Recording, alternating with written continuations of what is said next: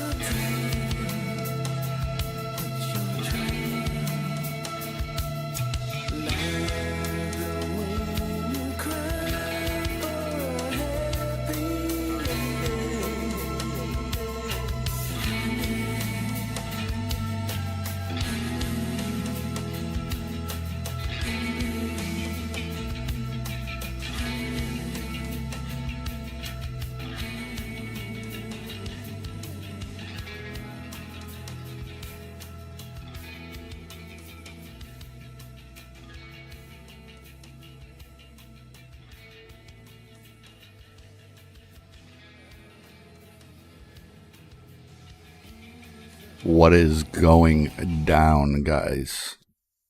We got Scott in here, Wild Bill, And my cousin Jay is in the house. Yeah, Bill, that's the issue with seeing Sev live is like you just want to see it. It's kind of like the same issue that I have with Sleep Token right now where like it's hard to go back to normal life after seeing shows like that, dude, without wanting more of that shit. That's great though, dude. Bill said you plan to go back to see him again in October. Yeah, dude. Um, I'm stoked for this Ohio show. I'm not gonna go to like we were talking about in his live stream last night. I'm not gonna make the Akron show, but I will be at the Cleveland show. So if you're in Ohio and you're going to see Sev, uh, I won't even say chances are I will be there. I'm not even gonna say chances are.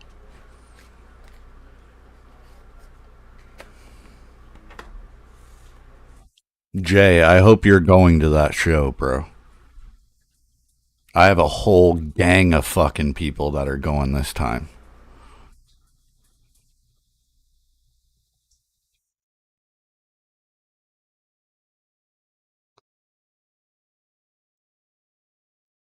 Bill said, wish I could go to that so I could meet you guys. I know, dude. I don't think the world's ready yet for me, Wild Bill, and Sevidemic in the same room. Scott said me and Britt are going for sure. Yeah, dude, it's gonna be fucking legit, dude.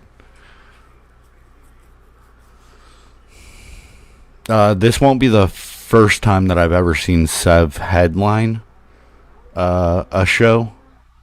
But it's gonna be kind of like the first time that I've seen Sev headline a show that's not in Akron. And don't get me wrong, I loved those Akron shows. I was talking about that last night on Seb stream. Those early Akron shows, man, they were fucking next level. They reminded me definitely of old Mushroomhead shows, like the vibe of I should be able to ride for sure. Yeah, dude. If you need a fucking ride, dude, I know so many people that are going. Um, dude, I'm sure I could have somebody scoop you up that's by you, or if we plan it out.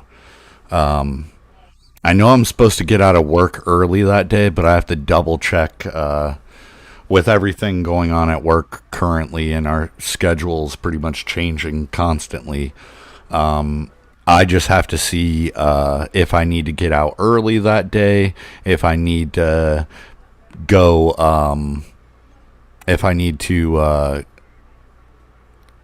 take off that day or the next day. I don't know. I don't know what needs to happen, but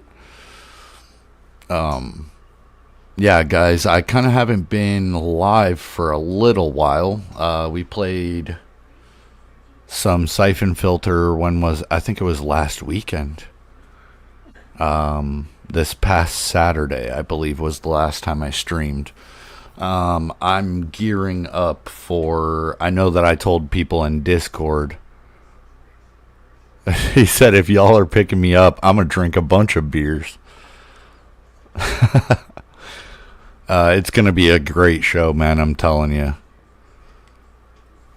But yeah, I haven't been live just because work schedule changed. I had to do a 12-hour shift, which is not really a bad thing, obviously, but dude, I haven't worked a 12-hour shift in a while, especially working in surgery where I'm fucking standing on my feet all day.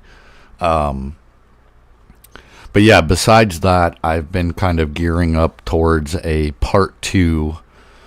I think it'll be my 6th podcast episode. A part 2 to the Sleep Token podcast. He said I don't throw up, only Chris does that. Yeah, dude. Yeah, he's not lying. I still, to this day, don't drink blue Gatorade. We've talked about this before. And that was my favorite shit, dude. It's so bad, man. The problem is I'm a fucking lightweight, dude, because I don't drink, and then when I do drink, it's like I just go fucking hard, dude. He loves vodka and blue chill. Oh man, that was a rough night, dude. A rough next day as well. I mean, I had a great night, but yeah, I was fucking lit, dude. Um,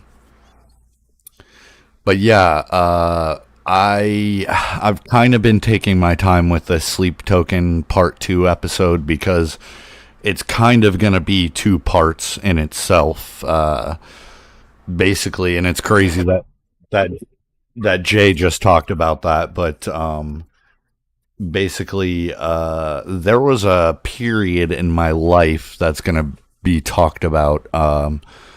In the beginning of the video, pretty much, which will lead into the second part of the video, and that is their lore.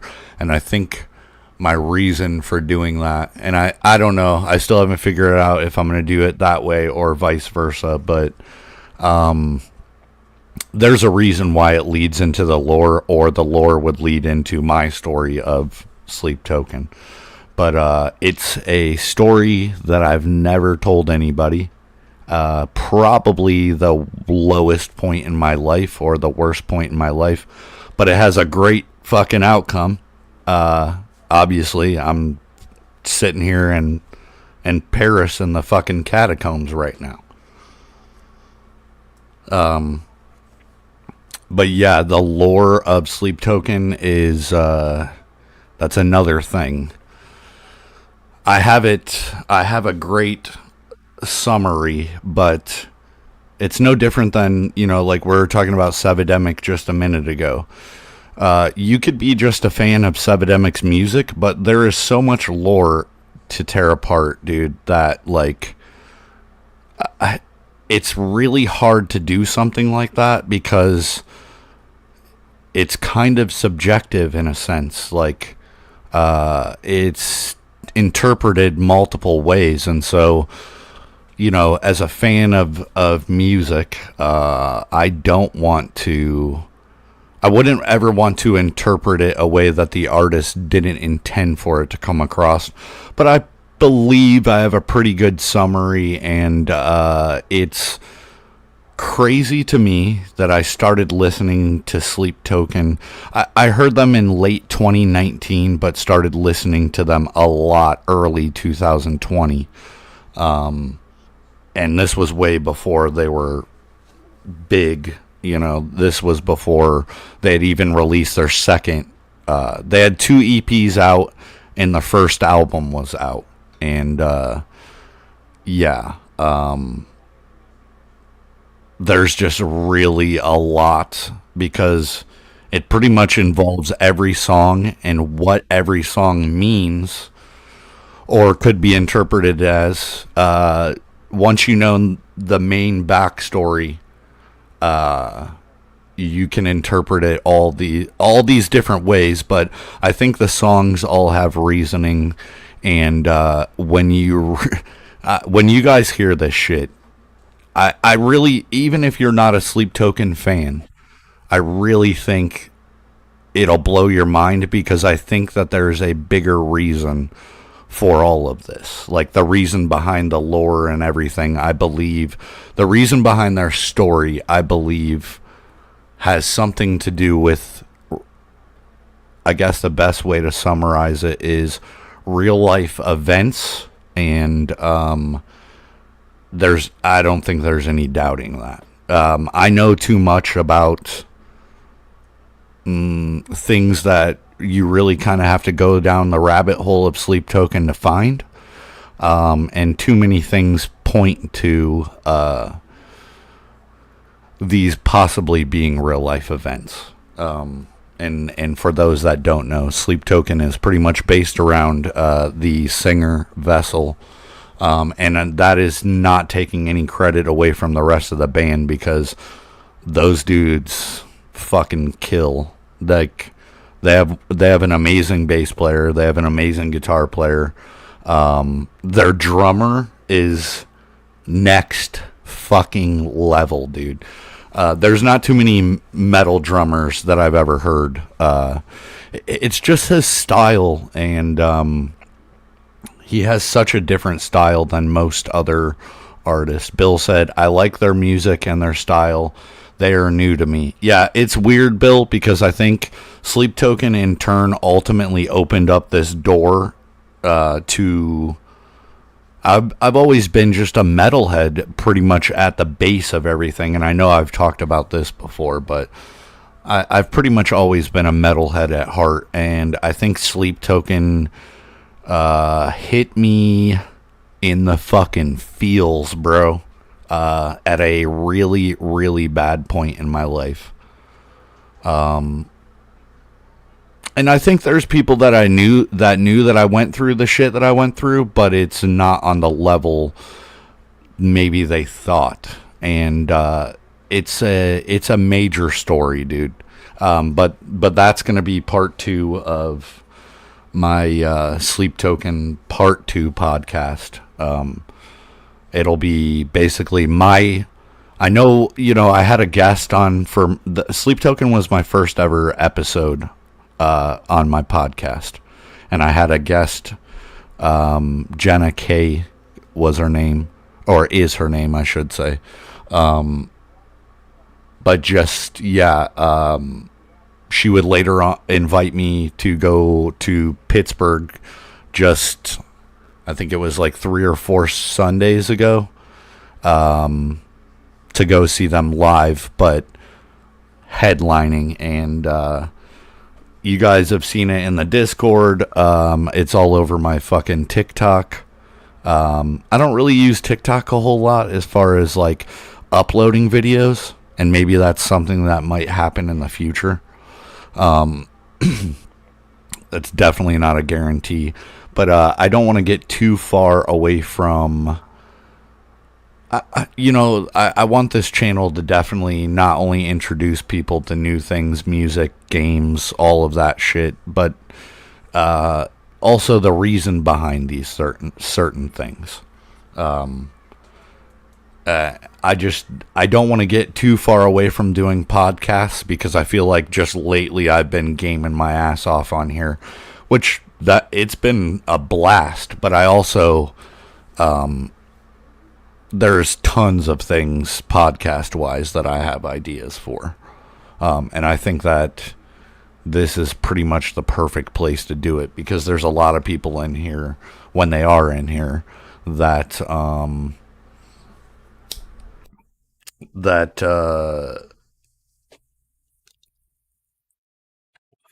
are a fan of these conversations, or they might be interested in these new things. Bill said, cool, I am with you in all that, Prox. I appreciate that, bro. Yeah, there's just, definitely shit that I could, I'll sit here and talk a half an hour before I start a game. So, when it comes to shit that, like, I'm super interested in, or past things, like, I've talked about the Haunted Schoolhouse episode. Unfortunately, that has not even been close to being able to happen, and maybe what'll happen is that'll be just instead of trying to get everybody together on Discord, that will be just mainly a couple part episodes, maybe, because that will give me the chance to talk to several different people and not try to get everybody together at once, all on the same page. It's kind of hard to do, because everybody has lives and work and shit like that. So,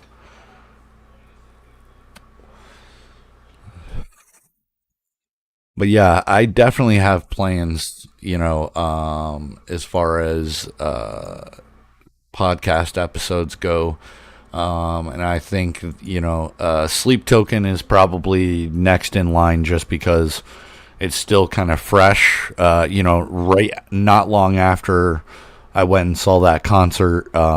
Actually, it was the day before I went to that concert. Um, I ended up getting a turntable, and I started kind of collecting vinyl, but it all spawned with, because that weekend was my birthday. My brother actually ended up getting me Sleep Token's third album, their newest album, on vinyl, and it just kind of re-sparks all of that shit again. And honestly, I'm so glad that I got into collecting vinyl, because I think the payout for vinyl or the payoff, I should say, is amazing. Like, being able to sit there and listen to a vinyl, from beginning to end, there's just a certain vibe that it has to it. You know what I mean? Like, it's kind of not even describable unless you've done it.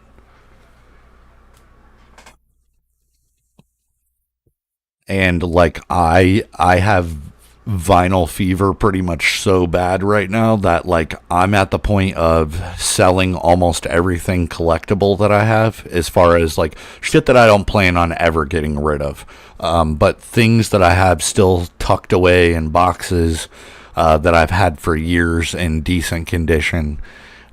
I'm really thinking about getting rid of some of that shit, to basically use to get vinyl.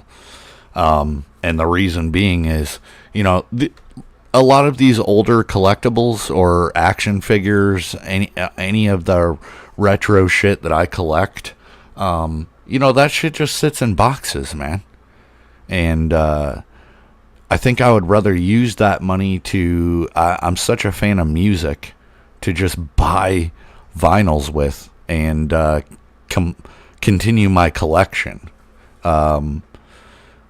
And I have a decent amount. I have like 6 vinyls right now, and I started a couple weekends ago, 3 or 4 weekends ago.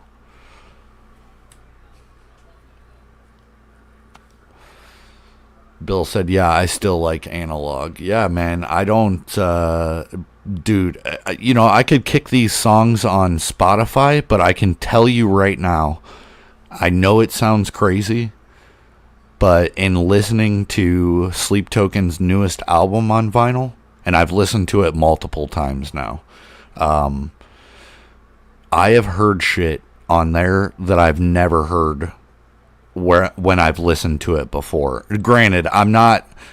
Some people might harp on me as much as I love music. I'm not a big headphone person. I kind of like to just play music at a decent volume where I can hear it in my house, and or in the sewer, I should say.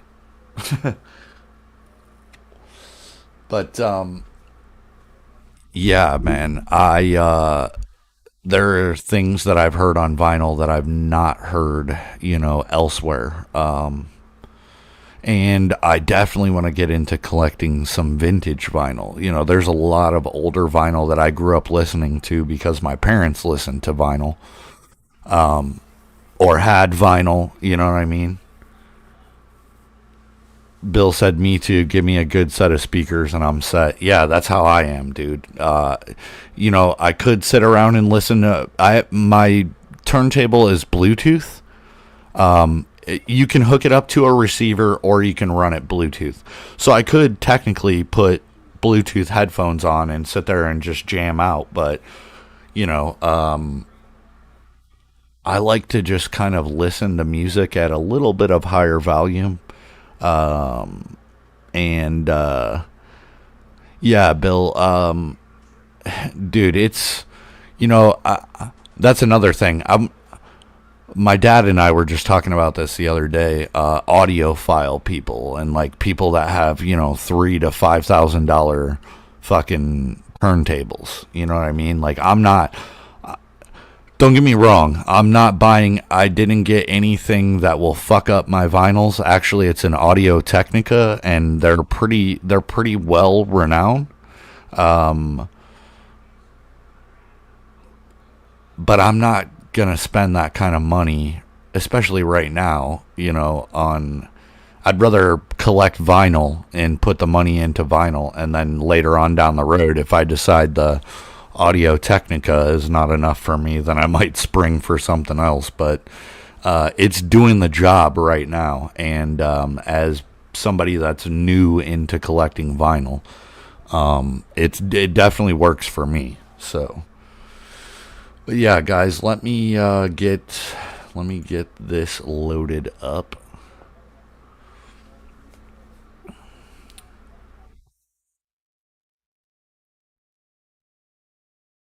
And we'll get into some Syphon filter. I don't want to talk everybody's heads off, even though I know conversation's usually always pretty solid. So, let's see.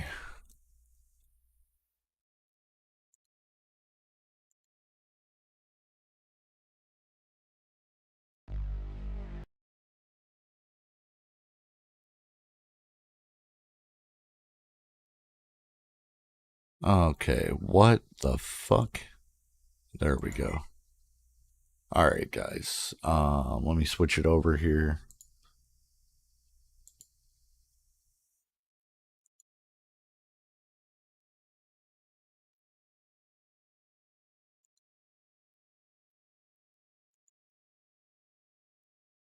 All right.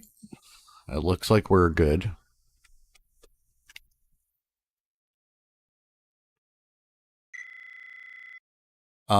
We are gonna probably just restart this mission because, to be honest with you guys, I don't remember exactly where I was at. Oh,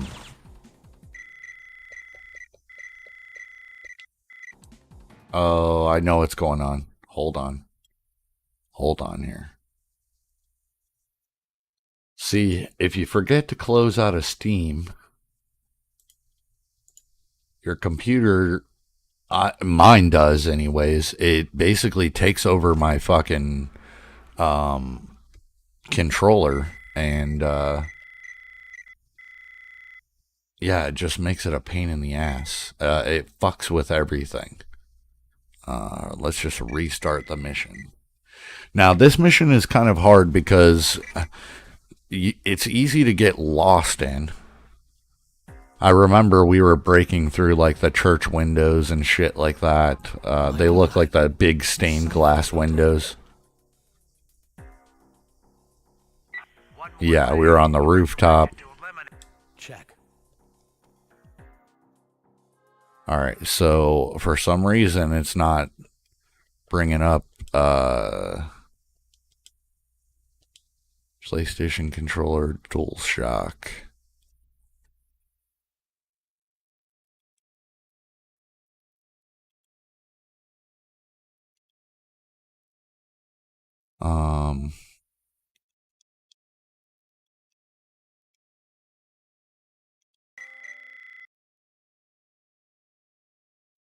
All right.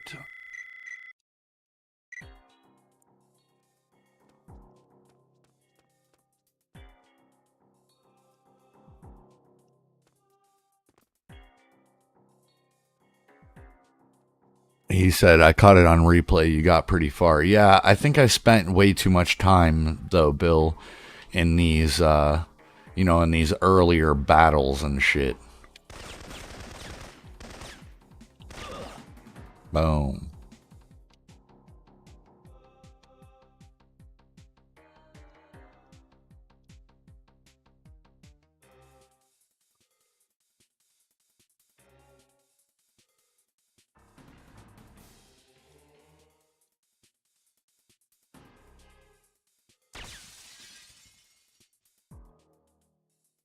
I know that. Oh, I know there's a dude there.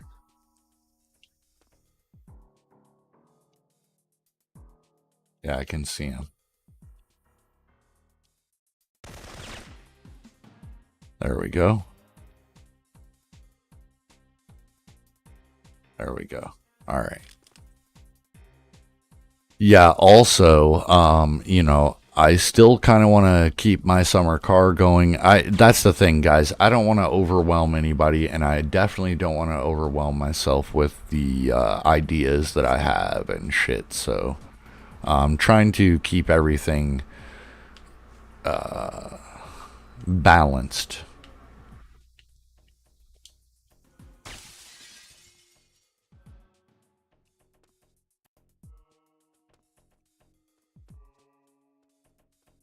Sniper rifle.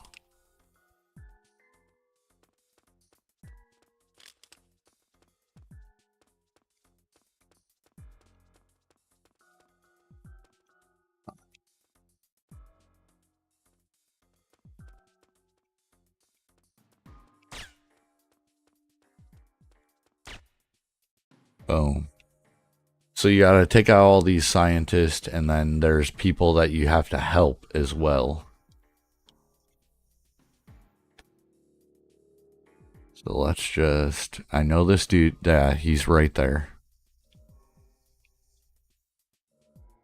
Let's just try to get a headshot lined up on him. Oh.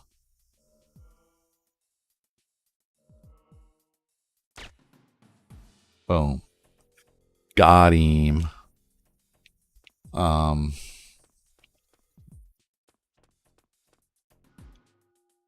I believe I go this way, but here's the... So I need to start... Yeah. See the... Boom.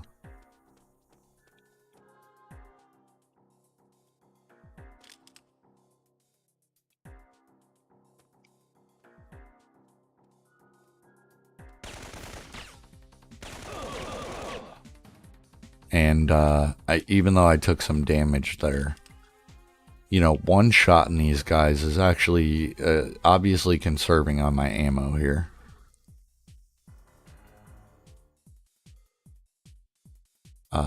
Unfortunately, my armor took a hit that time, but I should be alright.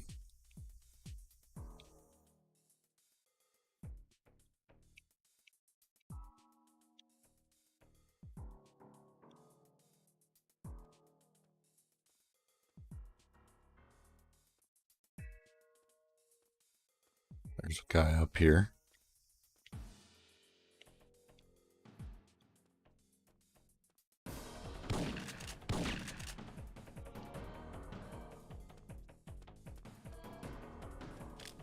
Didn't really do any damage to me. So basically he's going to tell us that we need to give these guys this vaccine. Right. Save me. There we go. So there's 5 of those guys and these scientists to take out.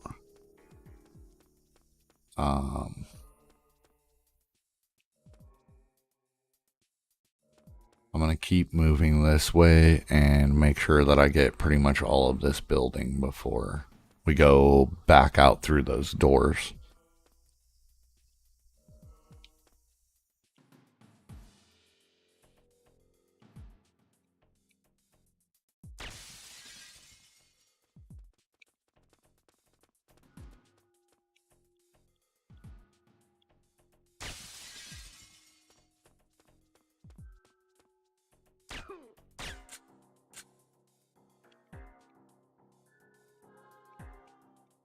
No.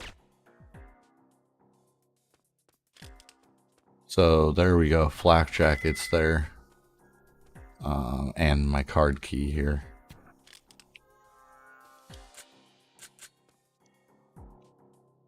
So we're good.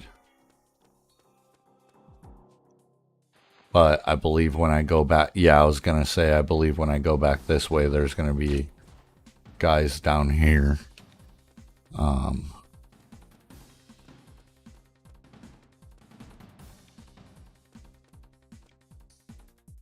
Time to get my dose of the sewage. What's up, little brother? What is going down, Tony? Thanks for stopping in, bro. We are just playing some more Syphon Filter. So with you kind of being new to the channel, obviously it's in the bio of my channel, but I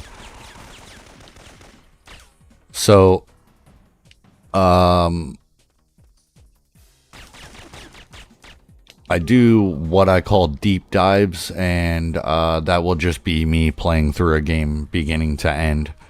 And then I just do sewer stream, which is stuff like My Summer Car, which you saw me playing before, where they're games that like I just play randomly and I'm not focused on completing the game. I just, just sit back and play it. And then I have my podcast, which we were just talking about not long before you got in here. I am currently in the middle of working on, I believe it'll be episode 6. And it's going to be a second part to the Sleep Token podcast that I did, and this one will be like I was telling these guys, pretty personal one for me, because it's going to tell pretty much the shit that I went through 3 years ago that most people don't really know. Those people that are close to me know, but even Scott, I'm sure Scott, once he hears this, some things about me during this time period probably will make sense. I've talked about shit with certain people, but not the whole absolute 100% story.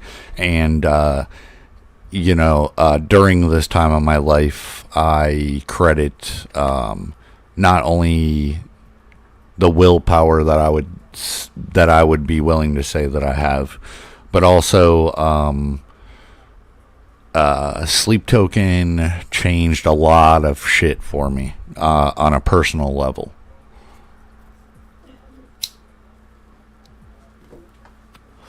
So yeah, we're just gonna next episode on Sleep Token will be pretty much about those things, things that were happening in my life 3 years ago, when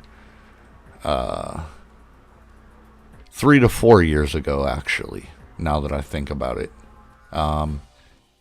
Like I said, I had already heard Sleep Token 2019, but I wasn't really listening to them until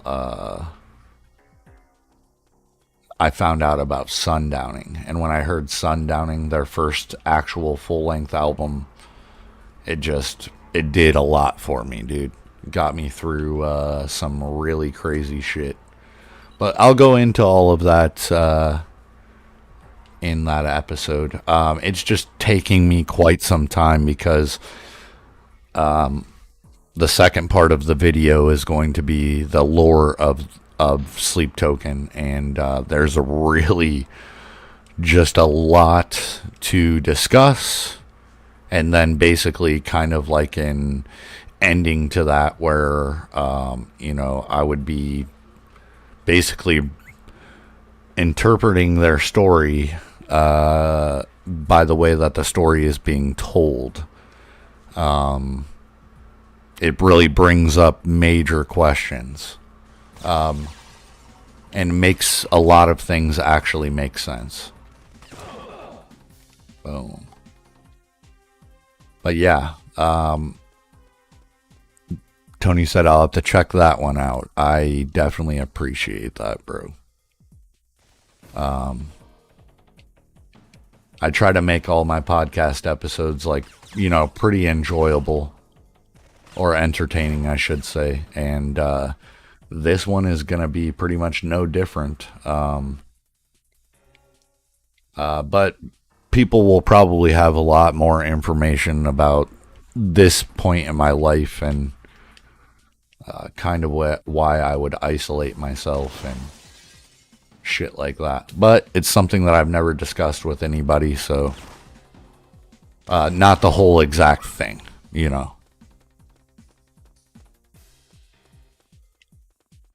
Alright, so,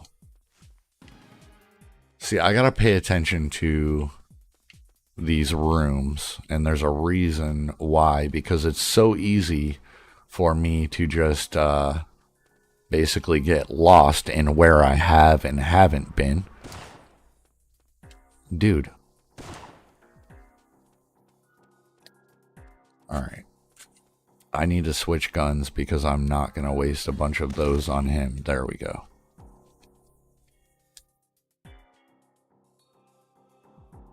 Bill said, good shot. Yeah, man, I'm really enjoying this game. I haven't played this game since I was a kid. And I do remember playing through the whole game. But it took me a little while to, I wouldn't say get back into it, but the controls are kind of hard to go back to, especially if you've played more modern games. So, that took me a little bit to get down, but once you get the controls down, yeah, it's a great game. Is it on par with a game like Metal Gear? For me, not so much. And the reason I say that is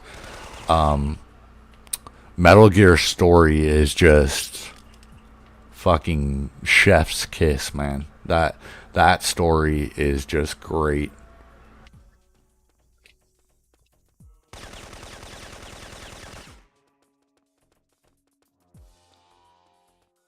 What the fuck? Quit running, dude.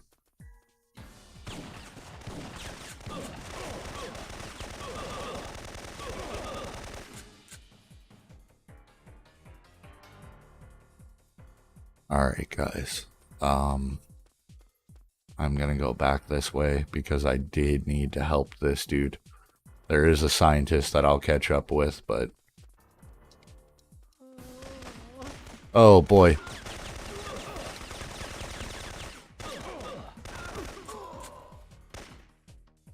Let's get this flak jacket here. That was a close one, guys. But yeah, man, I'm looking forward to the next episode of my podcast, but I'm not at the same time because it's a lot of shit, dude. And, I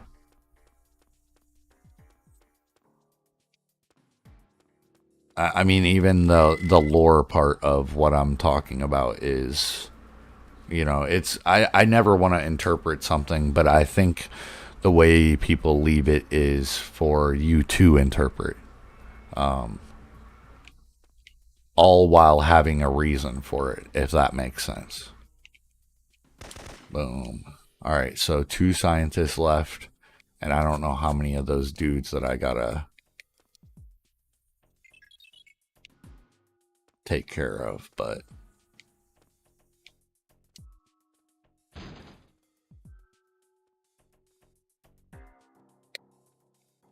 we are going to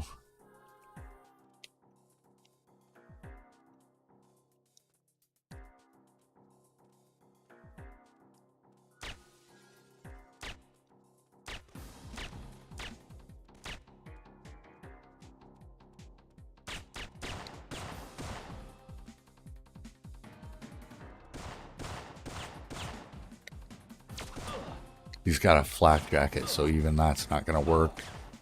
Man.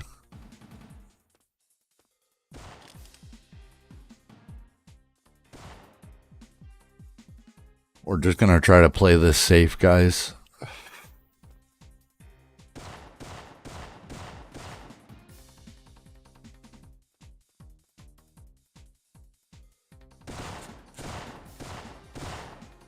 There we go.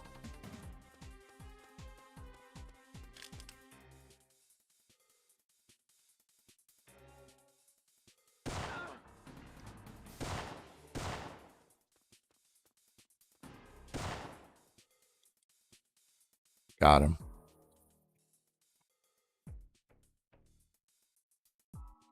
Got him. Yeah, Tony, thanks for stopping in, bro, dude. And saying that you needed your dose of the sewage. I really do try to make this channel fun for everyone. I know not, video games is not everybody's thing. But I figure, at the very least, nostalgia is. So we do talk about a lot of shit from our childhoods, or, you know, that's why I try to do the Saturday morning cartoons and all of that shit in my Discord. And yeah, those have to come back, but man, it's hard to really devote my time to that right now. And not that I can't, but because it's warming up and stuff, on Saturdays I've kind of been just, you know, really going out and doing things like flea markets and, you know, shit like that. It doesn't help that I got into collecting vinyl. Because, man, you know, once you start that shit.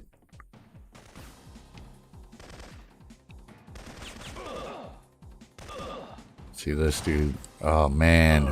There we go, guys. First death of the stream. Let's get it going, though, because we're right here, and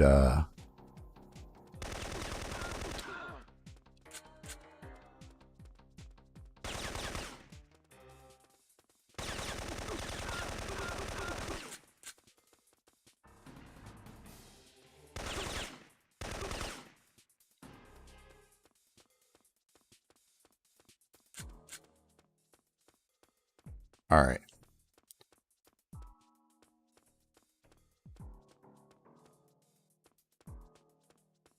So we have to unlock this door.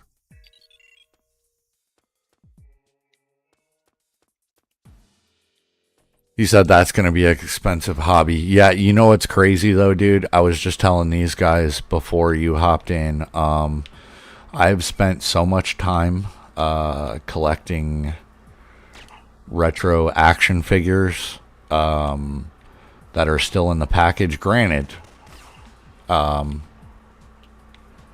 some of them are going to be hard for me to get rid of because I'm not going to lie, you know, this is not, and my house before, or my apartment before, was not a unsmoked, you know, it wasn't unsmoked in. So these action figures have been exposed to stuff like that. However, they're clean, they're mint. So if you don't mind them being in a smoked home, you know, not a big deal. But some collectors are big into, like, they don't want that shit. Totally understandable.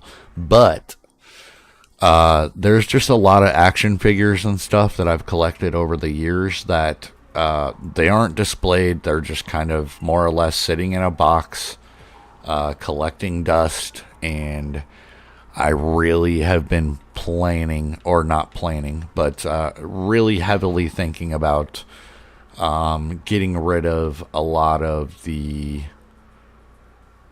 older collectibles that I have for vinyl. And, you know, my reasoning behind that is pretty solid reasoning. You know, these things are collecting dust, where I buy a vinyl on, you know, a vinyl album, and I can listen to that shit as many times as I want to. So it just, the payoff is better. That's the only way that I can describe that, basically. Come on.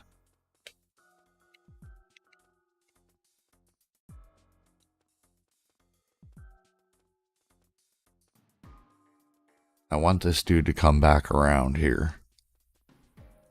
But yeah, man, things on vinyl sound so great, dude, that, like, it's kind of hard for me to pass up on. And yeah, you're not wrong, man. You know, pretty much the average going price for most vinyls that are, I won't say new, but relatively new, is, you know, like, you know, anywhere between $30 to $40.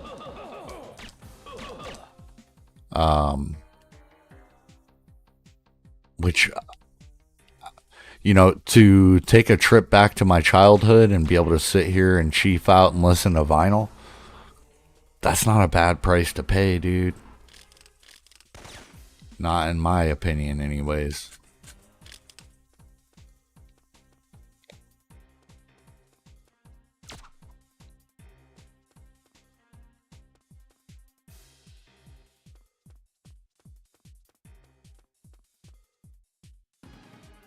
But yeah, I don't know. Vinyl has just been such a blast to listen to.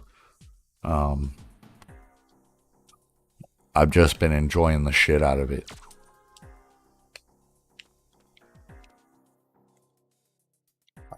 We're gonna try. It doesn't look like I'm gonna be able to avoid. Yeah, I was gonna say a gunfight with this dude. And I don't even got a good shot on him.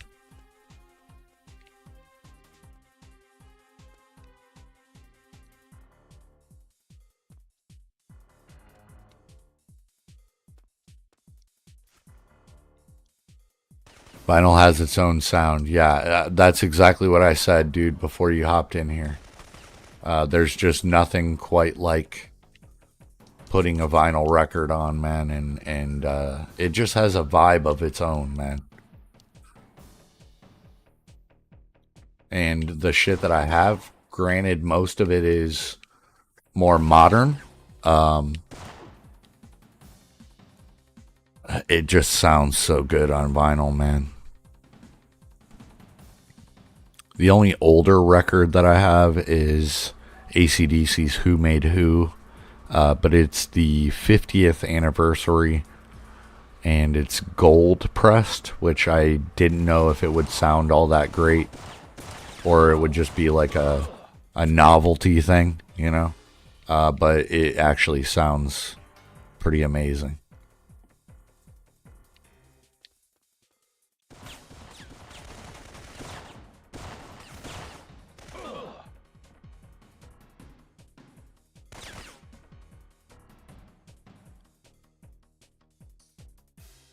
Where are you?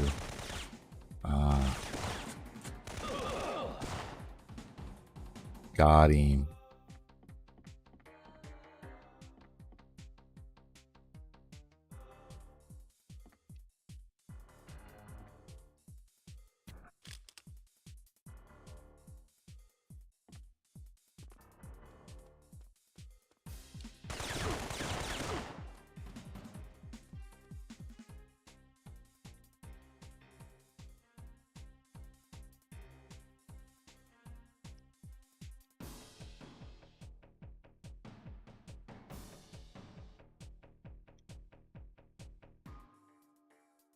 Where did you go, buddy?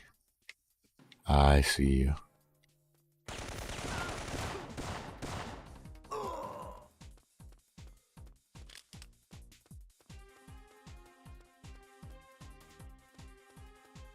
But yeah, man,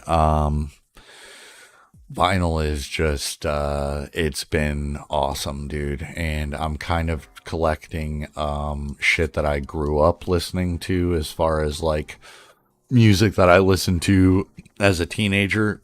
And then I'm gonna go back and try to find some older shit on vinyl. And the reason why is I just feel like that's gonna be harder to track down than the more modern shit. So I feel like if I get that out of the way, then that's half the battle. Especially if it's music that I want to listen to, you know, again. Oh boy. Come on.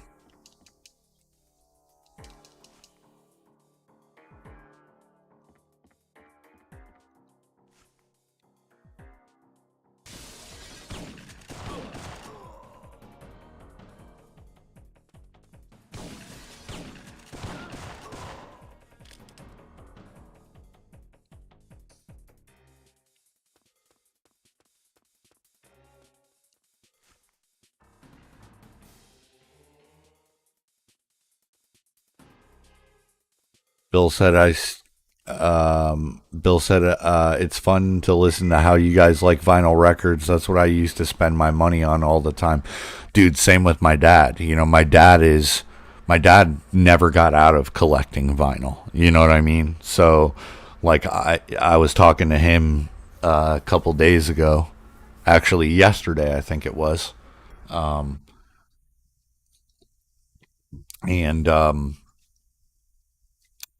he was just like, "Man, you got the fever, dude." And yeah, it's just been, man, it's already been fun.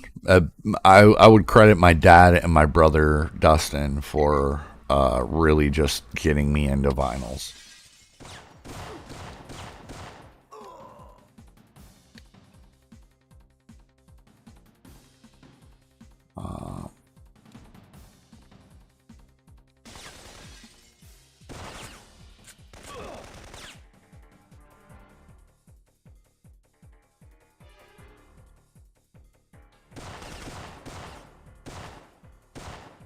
Got him.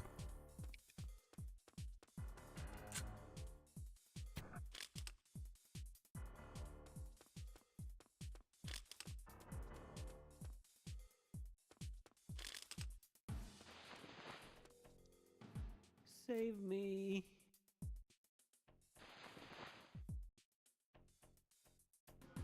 Yeah, it does. It does, Scott. You know, I've always kind of said, man, music is the closest thing that we have to a time machine currently. You know what I mean? And man, some of these older albums, and not even older albums, some of the ones that I just got. If you follow me on Facebook, then you probably already seen it. But just got Pantera's Far Beyond Driven album, and you know that was something that I listened to as a teenager. Oh boy, oh boy. Roll, roll, roll, roll, roll. Oh no, no, no, no, no. But that album sounds so good on vinyl. And I've already listened to it beginning to end 3 or 4 times now. There's just a lot to be said, man, about that, you know, that era. And even, you know, vinyl has made a comeback.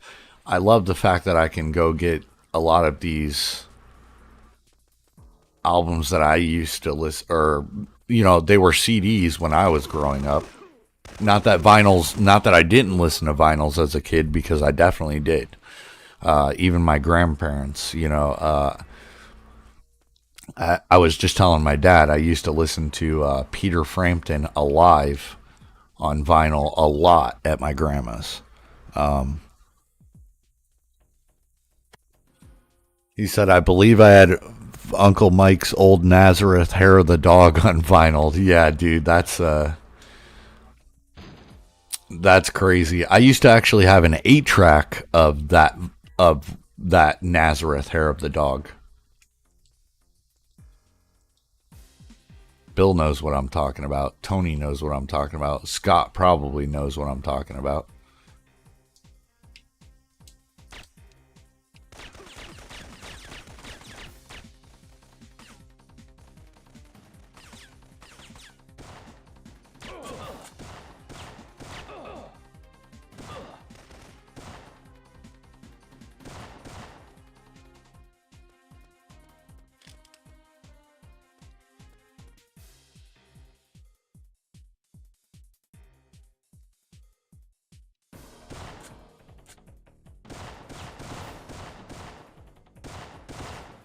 Got him.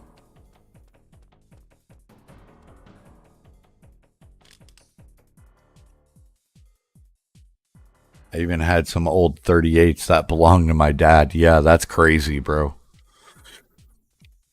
I can play 45s on mine. I don't know if it will play 38s. Mine is belt driven, so it's not direct drive, which will, in the long run, make it a bit easier to work on. If I have to work on it.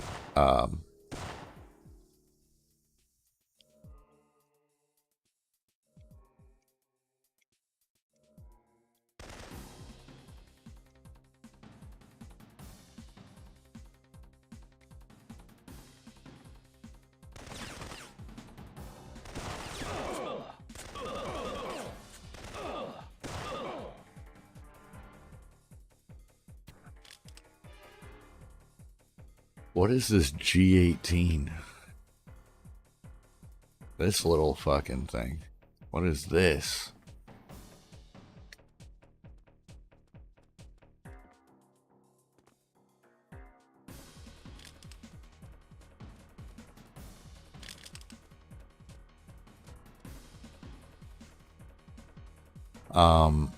But yeah, man, I am really enjoying collecting vinyl and having a blast with that. So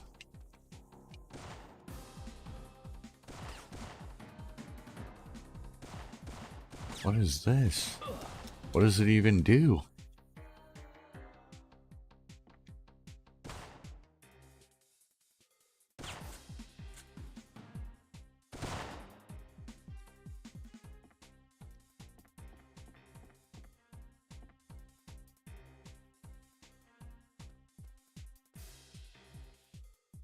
Yeah, man. I know a lot of people that kind of the same thing happened, Tony, that they got ruined.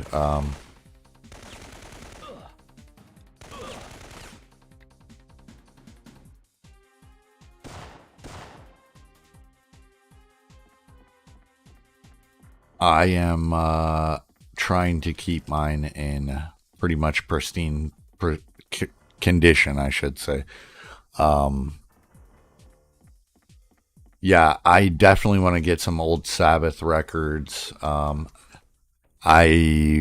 get a lot of shit for this, but bands that I never really liked, man. Led Zeppelin's in that list. A lot of people are like, "What the fuck? You don't like Zeppelin?" And just never really been a fan, man. But those old records are amazing, dude. And I'm not going to sit here and say just because I don't like Zeppelin that I wouldn't listen to their albums on vinyl, because I feel like there's just, like Scott was saying, that shit takes you back, dude. To me, it would take me back to being a kid again because my parents, had a decent amount of vinyl.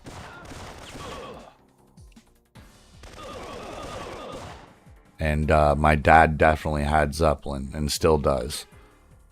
What up, Keith? What is going down, buddy?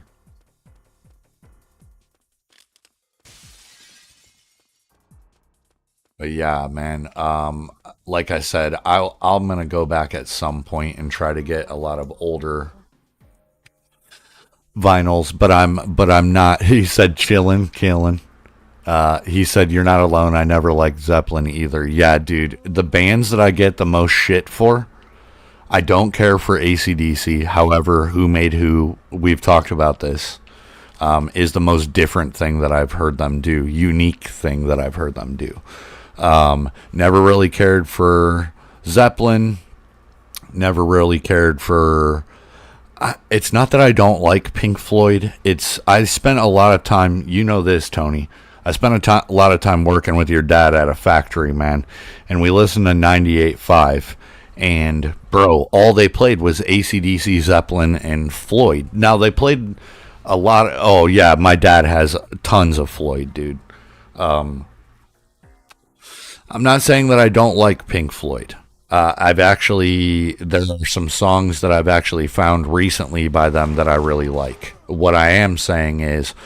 I can't listen to these songs that the radio is fucking killed, dude. And, but I'm not opposed to owning Pink Floyd albums. It's just, there was a time, dude, where, he said, "I do too. I have a lot of Pink Floyd." Yeah, my dad loves Floyd. That's probably like one of his favorites. If I came across a copy of The Division Bell on vinyl, I would probably pick that up. And there are other Floyd albums that I will eventually own, but yeah,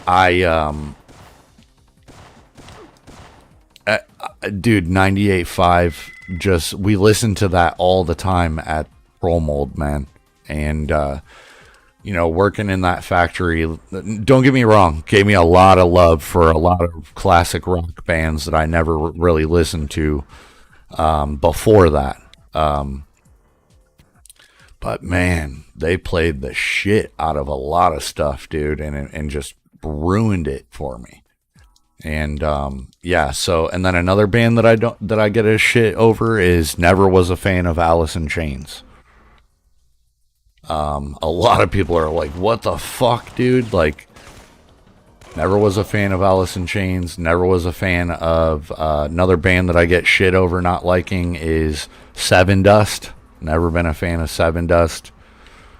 Yeah, man. I could go on and on and on. It's not that I don't respect these bands. I just don't really care for their music.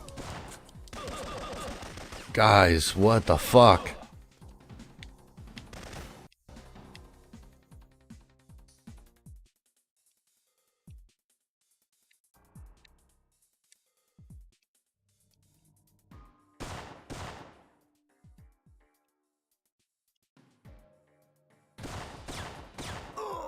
Got him. The unfortunate part is, it doesn't look like I got any flak jackets from these dudes.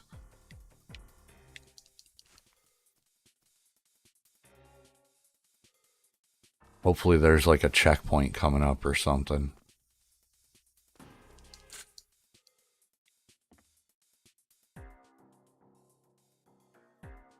Yeah, Keith said, yeah, a lot of songs every hour on the hour. Yeah, you're not lying, bro. And that's really why I tend to spend a lot of time trying to either find underground music or I'm just always, I've said it before several times on here, I'm always going to be a fan of supporting the underdog.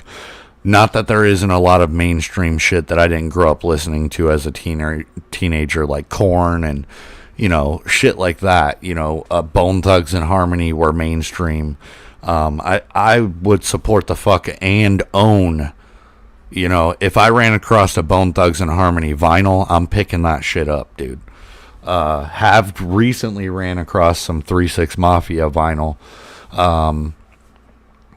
And I wanted to get it. It was really hard for me to pass on. But right now I'm trying to kind of get, Tony said, really any of the grunge shit. I get shit over not liking Nirvana. I'm not going to say that I don't like Nirvana. I just didn't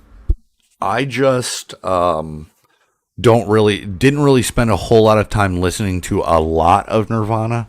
Yeah, he said 666, dude. Yeah, I found a 3-6 Mafia Unbreakables vinyl because I recently got into collecting vinyl. You follow me on Facebook, Keith, so you've already seen me post records that I'm spinning at night and shit. Usually I'll listen to a record in the afternoon or something while I'm catching a buzz, dude. It's just, there's nothing like it, dude. But yeah, I had to pass on it because right now I'm trying to get quantity built up, you know what I mean? And there were 2 records there that, and all of these are sealed. There were 2 vinyls there. I ended up grabbing Pantera, Far Beyond Driven, and Killswitch Engage's first album, but it's the 20th anniversary, and it's clear with mint green pressed through it, which really doesn't matter to me. Colored vinyl doesn't matter to me. But dude, Keith, that Pantera album, bro, is a very, very big fucking part of my teenage years. And not that 666 wasn't, dude. But there is something special about that Pantera album, and I had to have that shit. So, yeah, but Tony, back to what you were saying about grunge. Dude, I liked a lot of bands that people, not that they weren't famous, but during the grunge era, I loved Candlebox, dude. I feel like Candlebox is so fucking underrated, dude. And they have, like, whole albums that are amazing. Not just songs here or there. Not that Soundgarden wasn't good and shit like that, if you're a fan of Pearl Jam, stuff like that. But me personally, I was never a fan of Alice in Chains. Not that there aren't songs by Alice in Chains that I don't like or that I like, but overall, I wouldn't go out of my way to buy their shit, you know. And it's nothing disrespectful towards them, just not my thing, man. Around that time, I was, you know, kind of a metalhead. Even early on that time, I was listening to like, you know, Metallica and shit like that, dude. And I got into bands like The Offspring and White Zombie, and yeah, Tony just said White Zombie.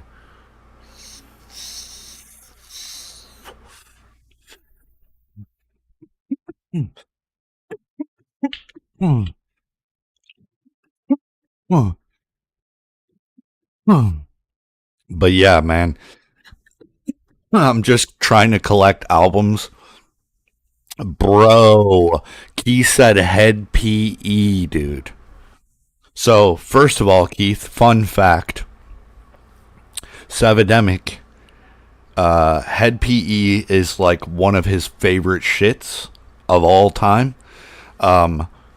Those first two head PE albums, Broke specifically, their second album, bro, I that is one of my favorite all-time albums, and you can bet your ass, dude, that if I found Head PE Broke on vinyl, I would 100% buy that shit.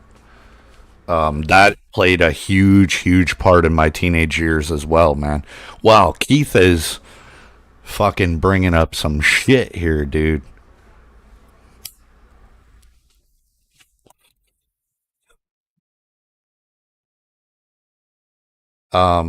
Man, there's just like I said, man. There's just something to be said about those old records, man. Oh, here we go, guys. Get my ass stuck here.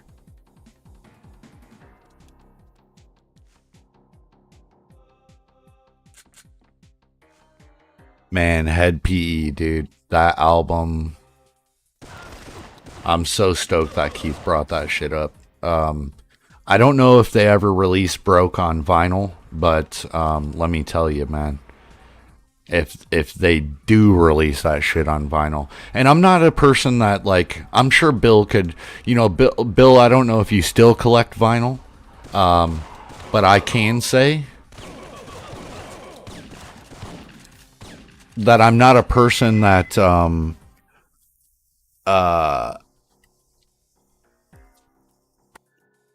I'm not a person that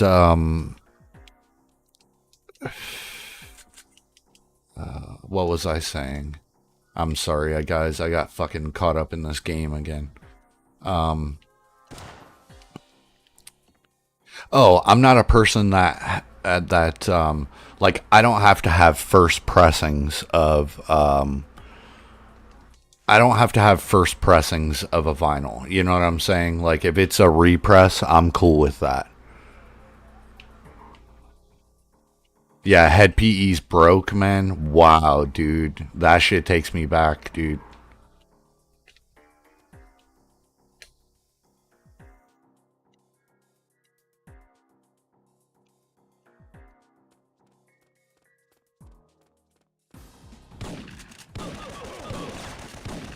Bro, these dudes come in guns blazing with shotguns. Bill said, I've got to take a listen to some of these bands you guys are talking about. Bill, the best way that I can describe Head PE is, you know, you can listen to Head PE and tell that Sev is, you know, influenced by Jared, the lead singer of Head PE. That band, that album, man, it's probably different for me though, dude, you know, because like we're talking about, like this is, you know, shit from, you know, Head PE's Broke album, their second album. I was listening to them when I was probably, you know, 17 years old, dude, 16, 17. So they were, you know, they were modern around that time period. Oh boy, I fucked that up. I meant to hit square and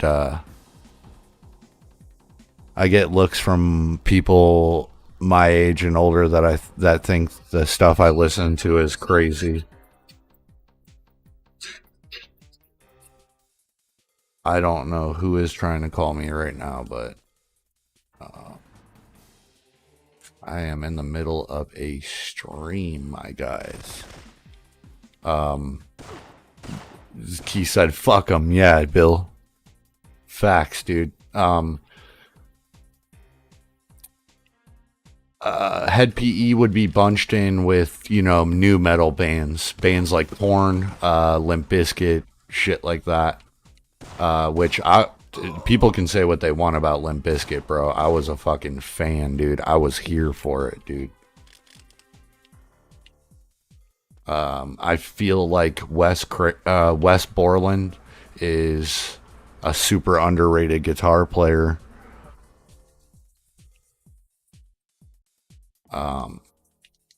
Yeah, I don't know, dude. They were a big part of me growing up, you know.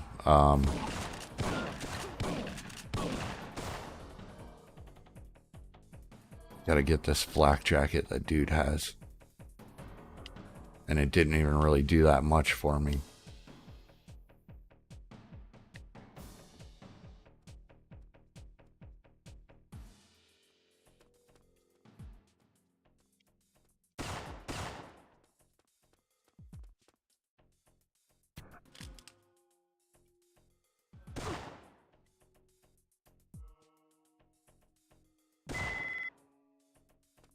Yeah, the two biggest Limp Bizkit albums for me, man, would be Significant Other and Chocolate Starfish and the Hot Dog Flavored Water, dude. Those two albums, I would definitely own both of those on vinyl. And recently got to see those on vinyl. All these guys are just straight wearing flak jackets, dude. What the fuck? He said, I didn't like Chocolate Starfish other than a few songs. Yeah, man, I mean, here's my thing, dude. They're definitely not for everyone. But, dude, I don't know what it was about them. I loved their shit, man. Significant Other was a huge part of me growing up, man.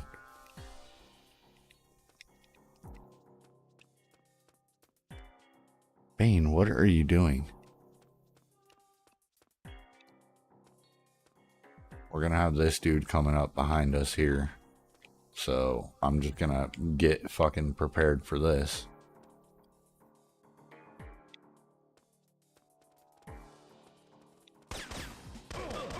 And he has to get right up on me too.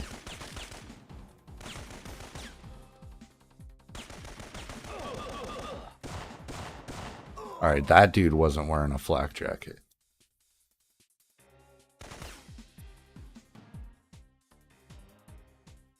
Yeah, man, there is so much guys on vinyl that I definitely just would love to own. Tony said that one was my favorite. Yeah, that album is really solid, dude. And still holds up, man, you know. There's some rare older shit that I want too, man. Bill, I don't know if you know about this. I don't know if you have any Rush on vinyl, or if you are a big Rush fan at all, but they released a album called Caress the Steel, and that is a vinyl that if I saw it, I would definitely buy it. I feel like Caress the Steel is so different than anything Rush ever did. Getting off topic, obviously, of new metal shit, but, you know, there are things like that. He said, I'd like to hear 3-6 When the Smoke Clears on vinyl. Yeah, you know what's crazy, bro, is I don't even know what 3-6, all the albums that they've released. I don't know what all they've released on vinyl, I should say. Another thing is I do know there's a guy on Etsy that has pretty great ratings if you buy shit off Etsy. He makes custom vinyl. Like he'll make the actual record and the outer case, whether you want it to be a gatefold, which is the ones that open up and they're two, but that shit can get expensive because you know, most of those guys charge per song and by artwork. So but dude, there are a couple vinyls that I have thought about definitely having custom made, and just because they'll never be released on vinyl, most likely.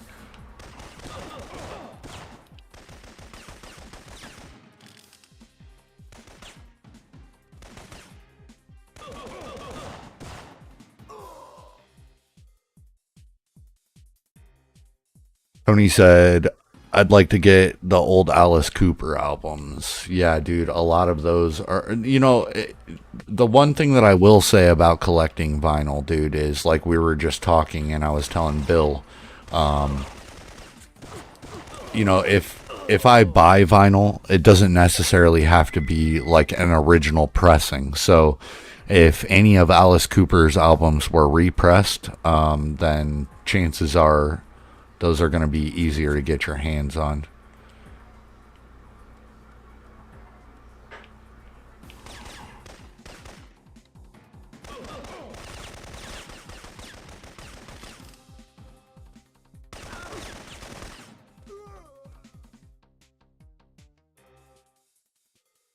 No, I haven't, Keith, but I can tell you if I did run across that, like a copy of that, I would buy it for sure.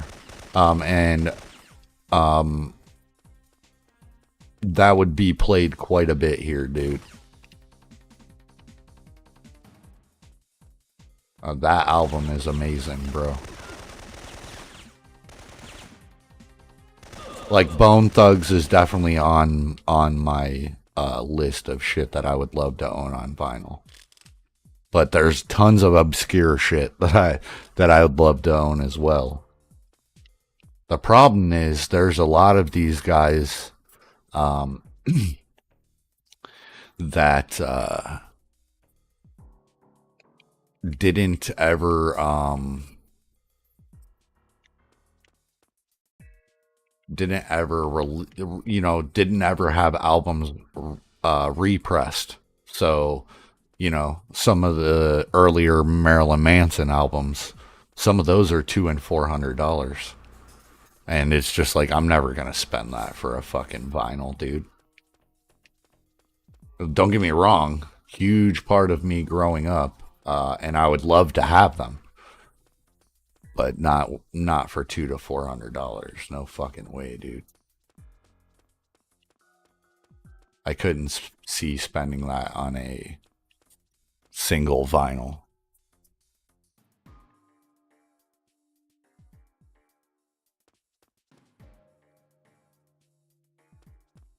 Guys, which direction did we come from? This way? Yeah.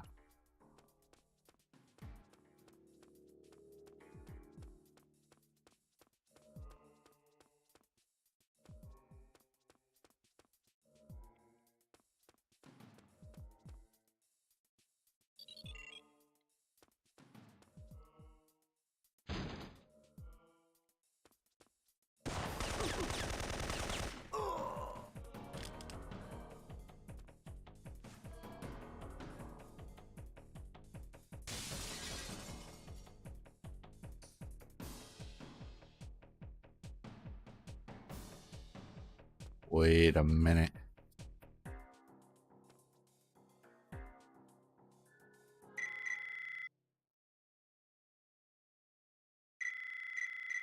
See, we're missing two of these guys.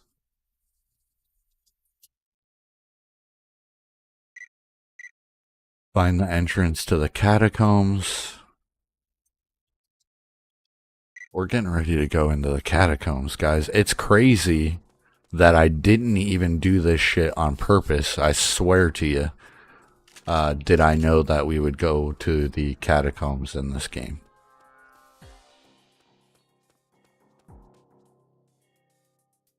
Bill said, I thought it was expensive when I had to pay $15 for an LP. Yeah, man. I totally get it. And don't get me wrong, there are some vinyls that are kind of up there in price. And when I say that, I mean like I would love to have there's a Rocky Erickson vinyl album that I would love to own.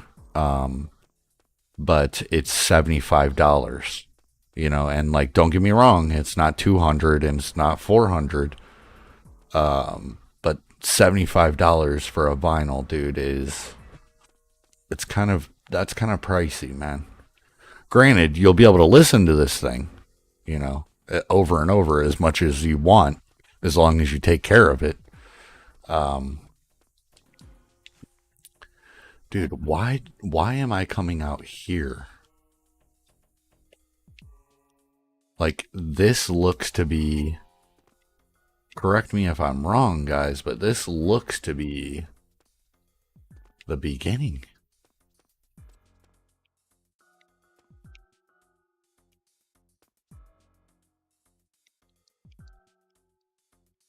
Maybe it's not, though.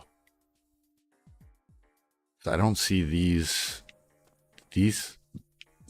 windows right here have not been busted.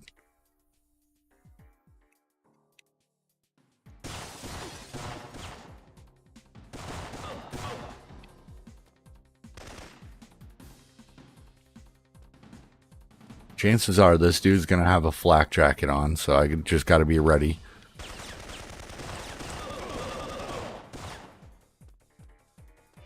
And he probably... Oh, he did. Yeah, he did. I'm going to assume that this is the entrance to the catacombs. Maybe not. It's not doing anything. I wonder if I have to be on this side. Objectives incomplete. So I gotta find these two other guys and give them that antigen. But it's looking like we're getting closer.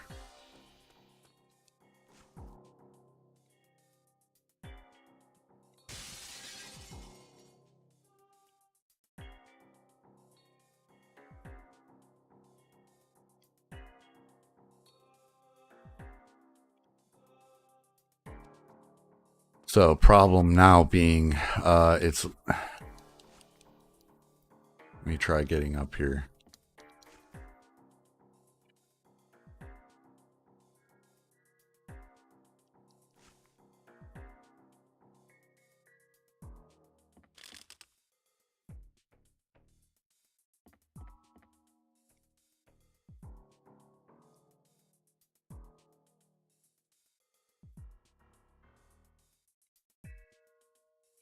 All right, so can't go anywhere up there. It's looking like I've probably missed two of these guys.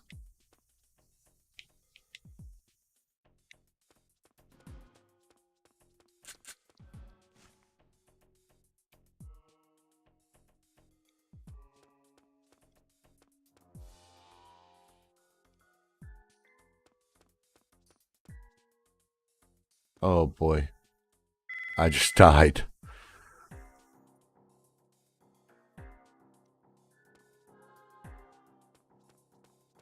This is going to be a hard mission because I'm going to have to figure out where I've missed these scientists.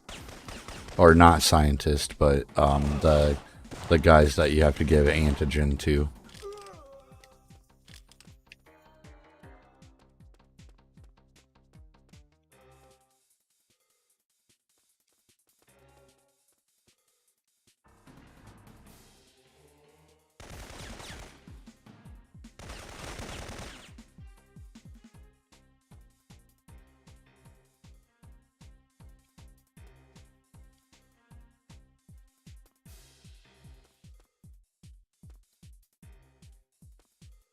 Yeah, because I don't think there's any more here.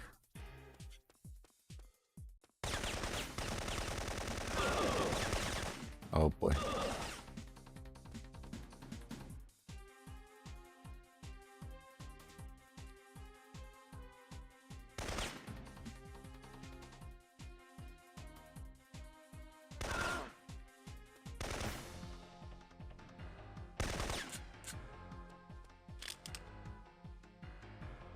That the most he's ever paid was $20 for a double LP.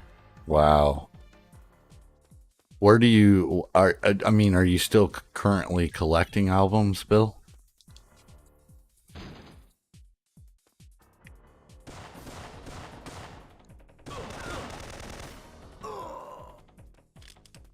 And if so, where are you getting them from? No. He said no. Gotcha. Yeah, for whatever reason, when vinyl made a comeback, and I see this with a lot of modern shit where they will only release, you know, so many copies of something, then it's like you pretty much have to jump on that shit or you lose out. You know, the Sleep Token albums that I have, if I wouldn't have jumped on those, or like, actually, I shouldn't say me jumped on those. They were gifts. And those albums already are like a copy of Take Me Back to Eden now is close to $200.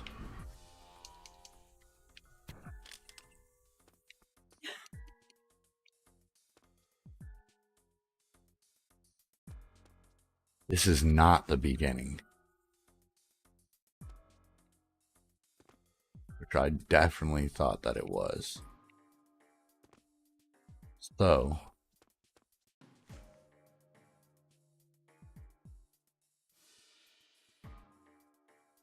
it doesn't look like there's any other windows that I can go to at this time. I can jump up here. I can go across.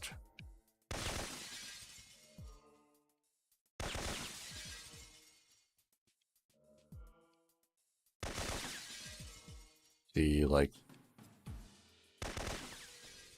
you know, I don't know if I've been over that way. Bill said too expensive now. Yeah, you're not wrong, dude. It's just, you know, unfortunately, I didn't get into it at the time that would have been perfect for me to get into vinyl.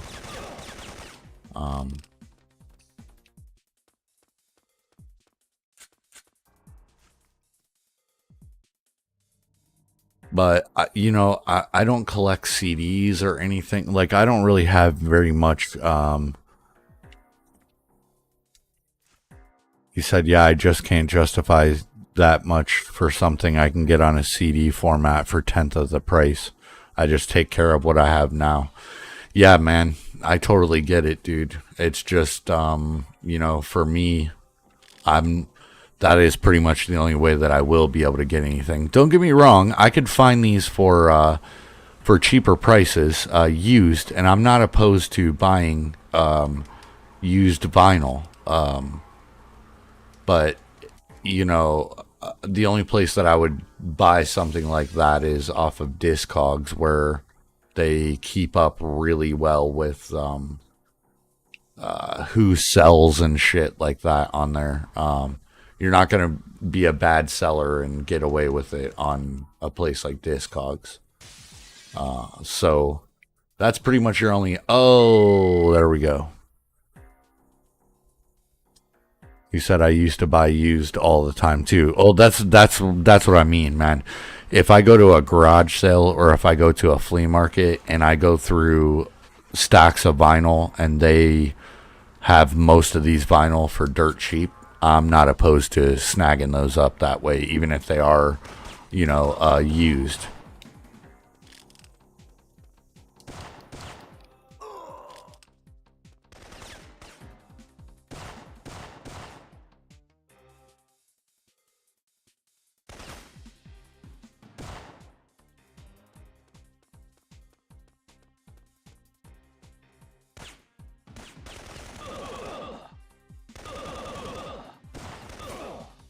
But yeah, man, you're not wrong. The CDs. So, Keith, that's the crazy part is that's where I've been finding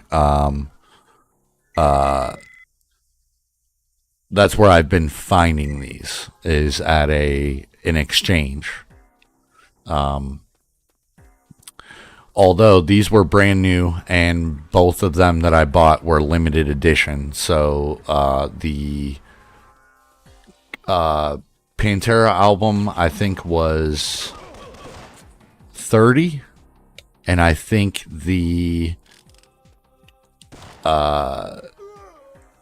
Pantera album was $30, and I think that the Killswitch Engage album was $25. But these are special editions. Like the Pantera album that I got is the blue and white marbled one, and not just the standard black vinyl. Not that that matters, because if you're a person that doesn't care about colored vinyl, then it really doesn't matter, you know what I mean?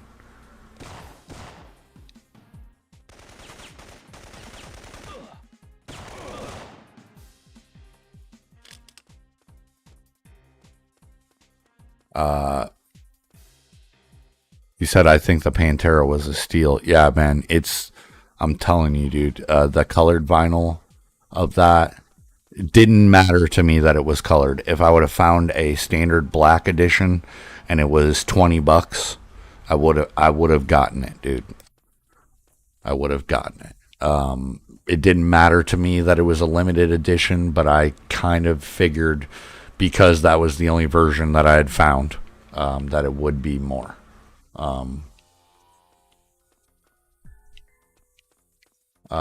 So, you know, and that's the thing, you know, Take Me Back to Eden vinyl that I have, that my brother got me for my birthday. That is a standard black album, and that vinyl is already super expensive. But he kind of got it for a steal, man. See, I don't know what this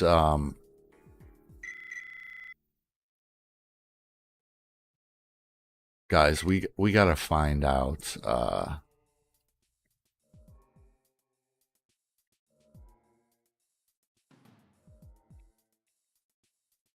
what is this for?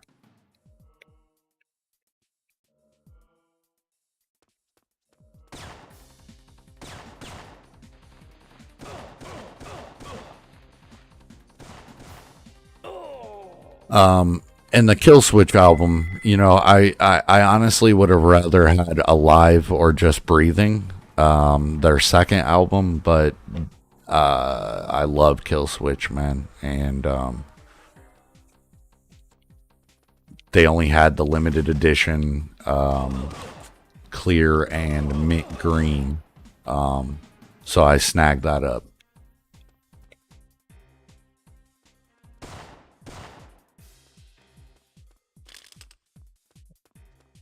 But yeah, man, there are so many fucking vinyls that I would love to have. But yeah, Keith, actually, that's where I found the 3-6 Mafia album, The Unbreakables.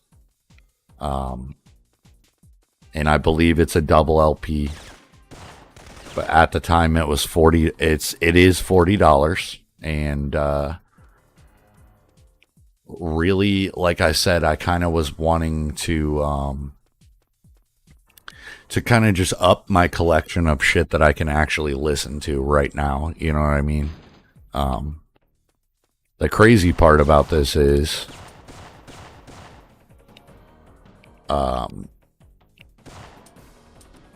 I did have some vinyl before I ever started collecting vinyl, or listening to vinyl and collecting it. So I have the entire Creepshow 2, the horror movie. It is the score for the movie, and I've had that for a while. My dad actually got me that a while back as a Christmas gift, and to be able to, Creepshow 2 is one of my favorite, like, it's one of my favorite horror movies from my childhood. I'll say that. And my dad knew how much I loved Creepshow 2, and he was able to snag me it's the Chief Woodenhead version. So if you've seen Creepshow 2, you know Chief Woodenhead is one of the stories in the movie. And yeah, I have it's like a black and brown version. And then they also have a raft version, which is clear with black, to mimic the thing in the fucking water from the raft story in the movie. But yeah, I really love movie scores on vinyl. That's kind of like one of my favorite things. All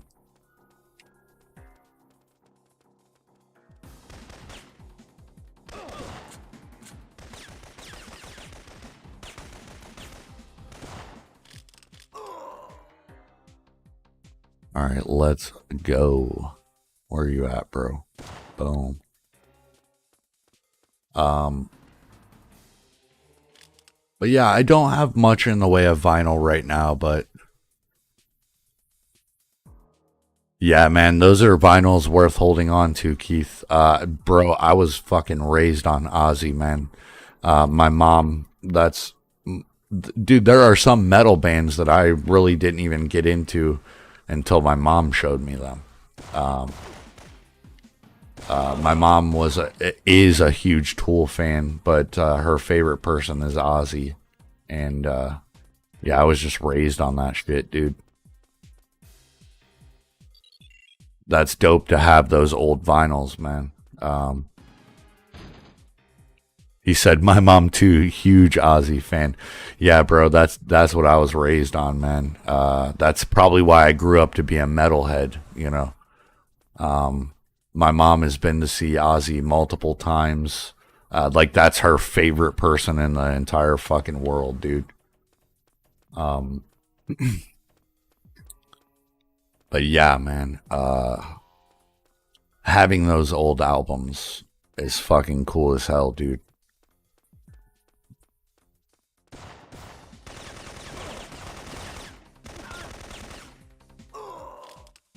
Okay, so guys, we know that our way...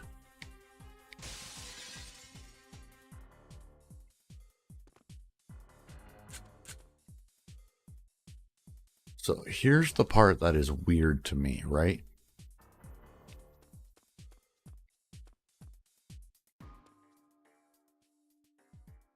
What is in these? Is this where I've already been?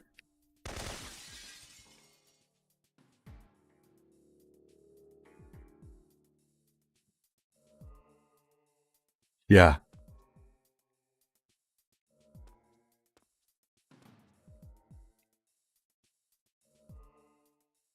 What the fuck?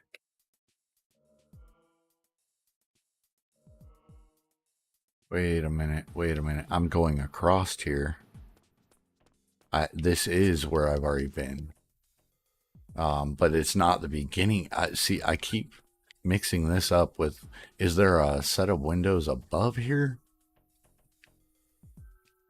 No, there is not.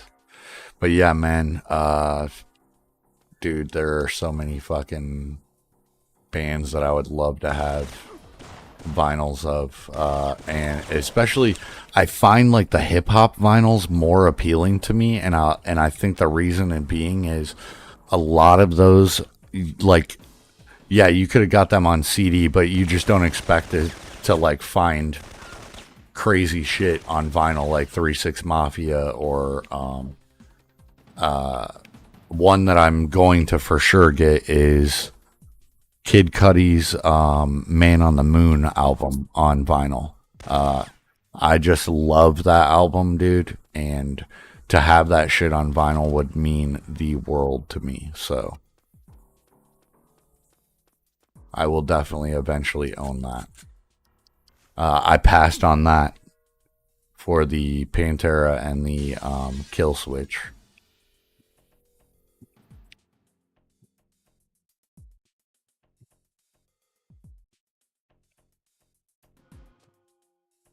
So, guys, here's what I think the problem is. I think I have to go back. I think I'm missing two of these dudes. Shit. I'm just gonna go back now. Bro, you ain't lying, Keith. I was just talking to somebody else recently about this. That I really personally love the format of cassettes. Don't get me wrong.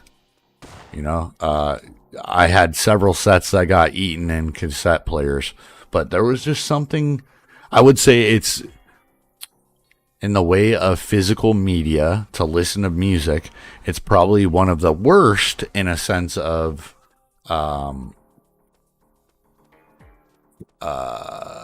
basically what's the longevity, I guess you could say, how durable it is.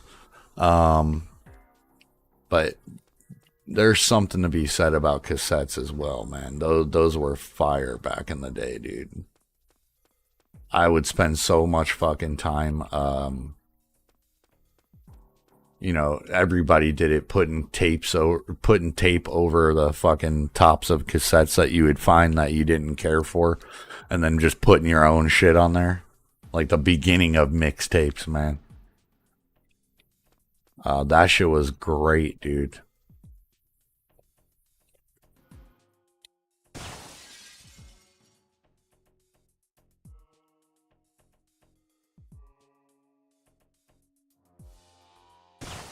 Cassettes is our age group. Facts, my guy. And I collected a lot of shit. And there's a lot of, there's some music that I listen to now that those guys are currently releasing shit on cassette.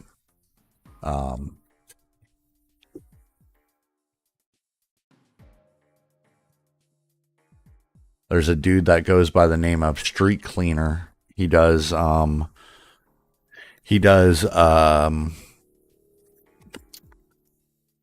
synth music, I guess you would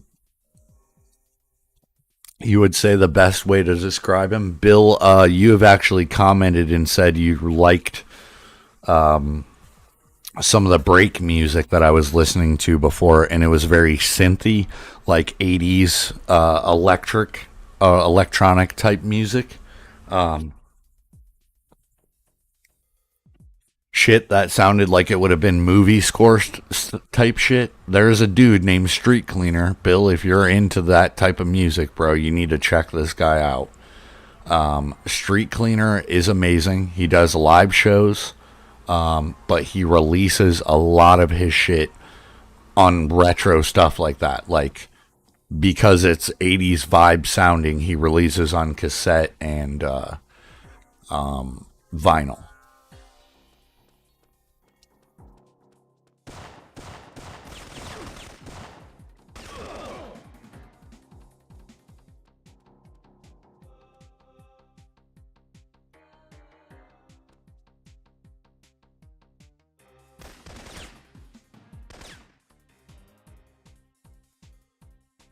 But yeah, man, Street Cleaner is amazing. Now, when you look up Street Cleaner, there's going to be something that pops up about Godflesh or something. I think there was a band called Godflesh that released, like, their most popular song is Street Cleaner. But you'll know Street Cleaner when you see him. He looks kind of like a 80s or 90s cyberpunk motorcycle guy. And dude, makes amazing music, man. And it's weird because I've always had a big love for electronic music. Like I was telling you before, my dad introduced me to Kraftwerk at a young age, and I was just amazed by Kraftwerk, dude. And it started this love for electronic music. And so a huge trip, a the one that might be on YouTube. Look for it's a great song. It's Street Cleaner is his name, and the song is called Slade's Sundown.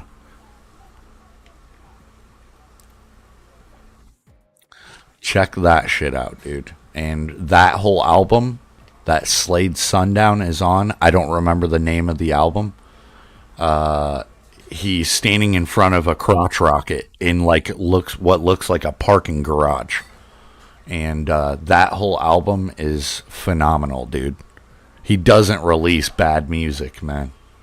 If you're into, like I said, if synth music is your thing, then Street Cleaner is fucking amazing.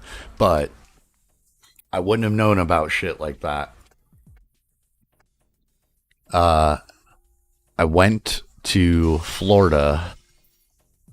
It's probably been, man, it's been some years ago now, 6 or 7 years ago, if not longer. I went to Universal Studios, the Halloween Horror Nights, to catch their haunted houses, basically. And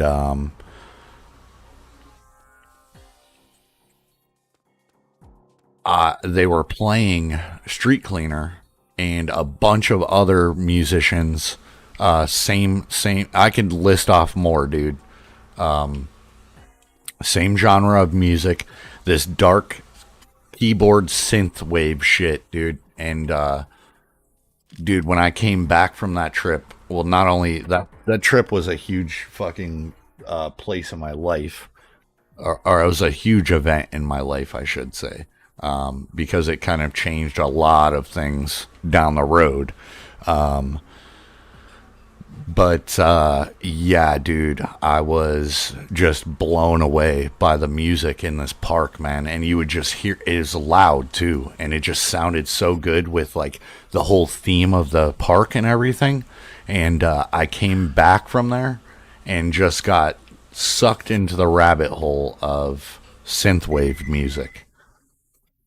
All right, so we're going to check all these guys. Find out where we're missing this this guy from.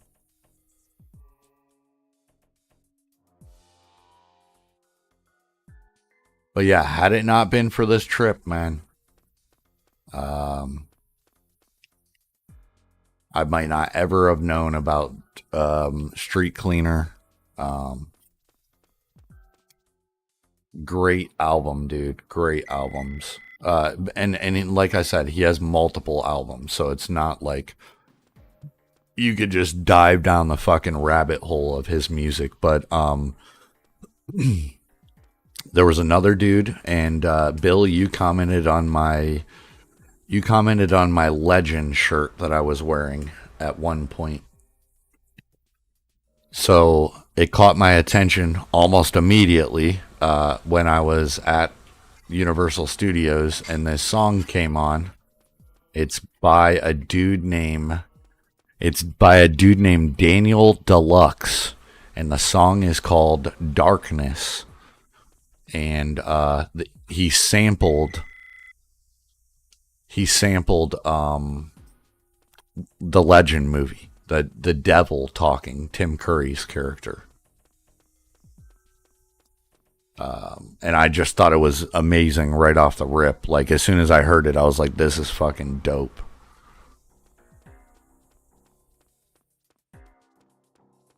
So, guys, I'm just double checking all these spots that I've already been to. I know this is a lot of backtracking, but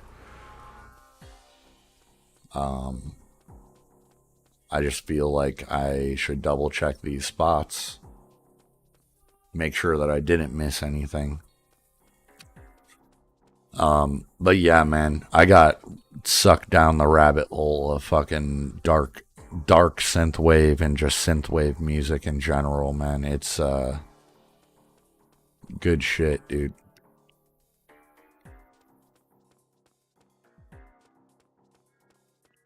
Yeah, Bill, that's what I'm trying to make sure. It's not even letting me advance without without finding all of these labs and all of these dudes that I basically need to give this antigen to. And I still don't know what this is for. Like, I don't know if that is for me to give the antigen. It looks kind of like that type of device.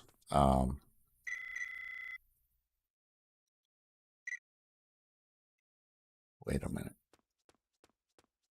Okay, so if I go straight back that way, that's all.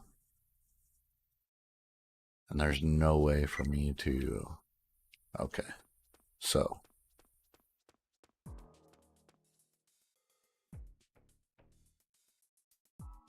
We're going to go back this way.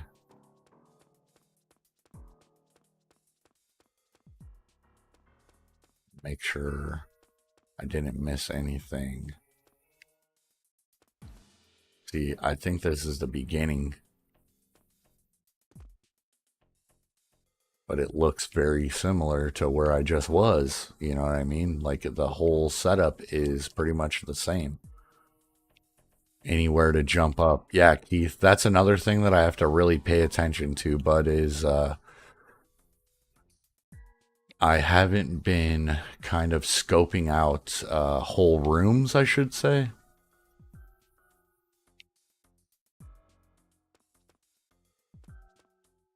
But yeah, man, you know, I was talking earlier about custom vinyls and this dude that does them on Etsy. These get to be a bit pricey, but my brother has told me, oh, here we go, guys. Here it is.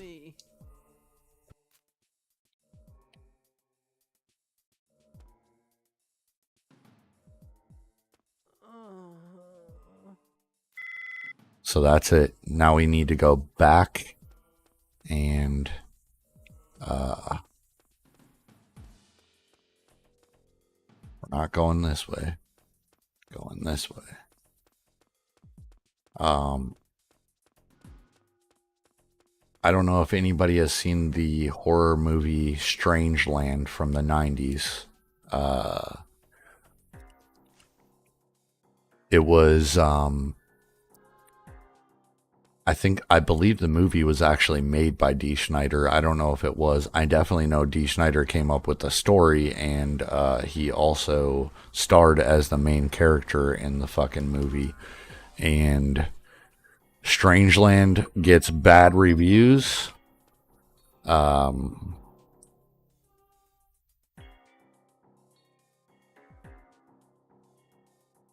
Strangeland gets bad reviews, but it's a horror movie that stuck with me, and it's kind of just always been one that I've been super nostalgic for. But it has literally one of the best soundtracks, and I would love to own a copy of it on vinyl. However, it was never released on vinyl and will never be released on vinyl, so something like that, I would definitely spring for. Where am I going, guys? Here, yeah, I'm going the right way. But yeah, fucking Strangeland soundtrack would be amazing, even if it had to be custom made. It's something that I would. He said, "People under the stairs." Yeah, dude. I don't know, something. So Strangeland, if you've never seen the movie, it's especially the reason why I think it stood out to me, because obviously the 90s, mid to late 90s, we were starting to get the internet, and it is basically about a dude that lures people to his house during that time frame, and he fucking tortures them. Yeah, same, Bill. I'm the same way, dude. But the fucked up part about the movie is, again, you know, this is the 90s, and it just seemed very like it could happen. You know what I mean? And I'm sure it did happen, but the movie is definitely, you know, a huge over exaggeration of the beginning of the internet, and how people who are terrible fucking people would make use of something like that. And it's just a movie that always stuck with me. But the soundtrack, actually, Head PE is on the soundtrack of that movie. Fun fact: Pantera's on. No, Pantera is not on the soundtrack of that. I'm mixing that up with the Crow soundtrack. There's a lot of other great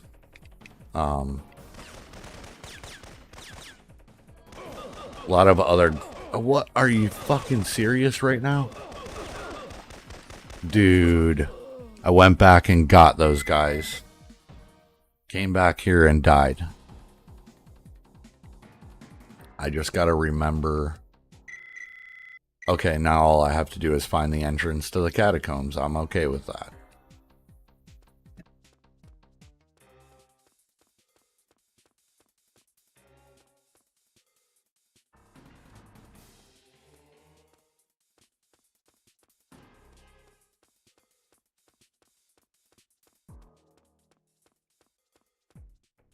But yeah, man, Strangeland was fucked up, and I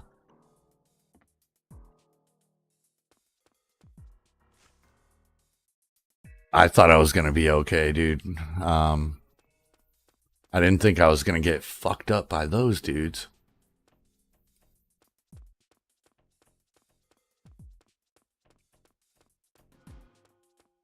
Come on. It's not where I wanted to go. Another movie, I don't know, maybe Bill. Bill, were you ever big into horror movies? Like, I know you've said before that you watched a lot of the older ones and stuff.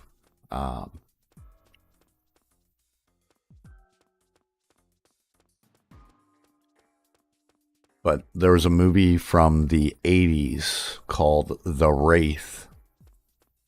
And it has, well, this movie is horror and sci-fi. This movie was from the 80s, late 80s. It's called The Wraith. It had Charlie Sheen in it. And yeah, so you already know what I'm talking about, Bill. With the car and everything. That's another horror movie that Maximum Overdrive, Christine, and The Wraith are my favorite vehicle horror movies of all time. And I would love to own a copy of the soundtrack of The Wraith on vinyl. Bill said, yeah, I like that car. Yeah, dude, it's actually crazy that that car was just a take on a pace car, on a Dodge pace car that they made. And it was, he said, I have Christine on DVD. Fun fact about Prox, in my top 10 horror movies of all time, Christine is one of my favorites, man. I don't know what it is about vehicle horror movies, but I love them, dude. I actually got to see the movie Maximum Overdrive that Stephen King made about the semis that are basically taken over by a meteor, and they drive themselves and they kill people. There is a semi in that movie. If you've seen it, you know what I'm talking about. It is kind of like the leader of the main protagonist, bad guy of the movie.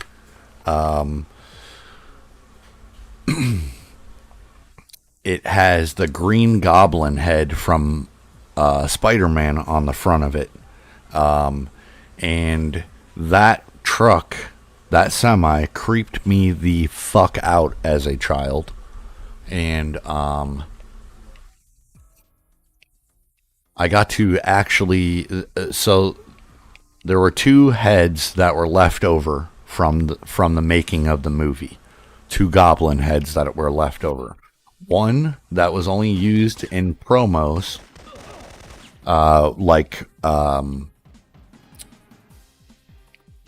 Bill, are you talking about Maximum Overdrive? You thought it was cool? If so, this might blow your fucking mind, dude. It blew my mind. We're gonna take a quick break for this story. So there were two goblin heads used in the movie. There was one used for promos that's still sitting in a fucking field somewhere. People have taken pictures of it. And there are noticeable differences between that one and the one that was actually used in the movie. The one that was actually used in the movie was used throughout the movie, but at the end of the movie, they shoot the truck with a spoiler alert. They shoot the truck with a rocket launcher and blow it up, and it goes right pretty much through the mouth of the Green Goblin head. So this blown up Green Goblin head goes to some junkyard or some shit, some scrapyard place. And it's sitting there pretty much mangled. There's only the top of it left. The ears, one of the ears was like blown off. The tip of the ear was blown off. And it was just, I think the nose, the eyes, I don't even think were still intact, and the top of the head. Some dude, I believe his name is Tim Shockey. I might be wrong on that. I'm gonna Google it just to double check my facts here, guys.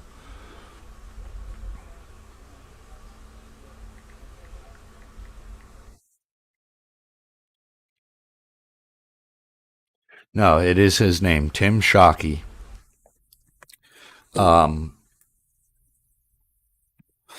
This dude sees it and buys, or he either bought it or was given the head, and the head remained in his backyard for like years, and I guess his wife kept complaining about, it's just sitting out there, and he decided to take this thing into a garage and completely restore this fucking thing. And just to prove this, what I'm about to tell you, I'll do this.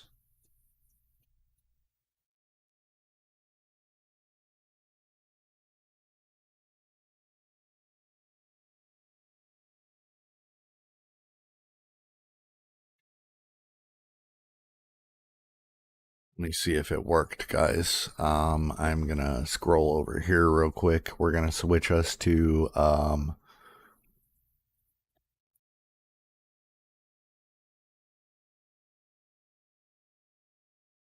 we're gonna switch this to face cam. But Tim Shockey would go on to restore this thing completely. Just like I said, all he had was the what the fuck is this?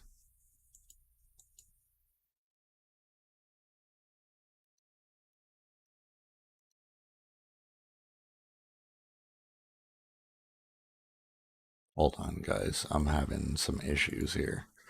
Let me go to my Discord here.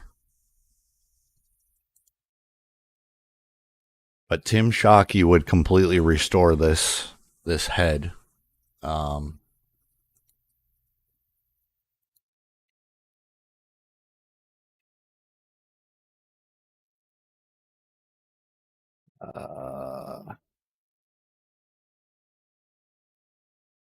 Save this here real quick.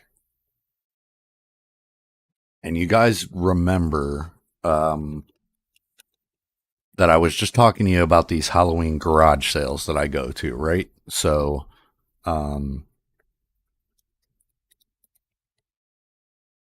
I just have to save this real quick, guys, and I will show it to you.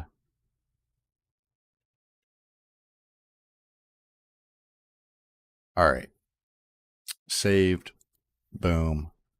Let me bring this back up. But yeah, I've talked to you guys about these Halloween garage sales that I go to. And 3 years ago,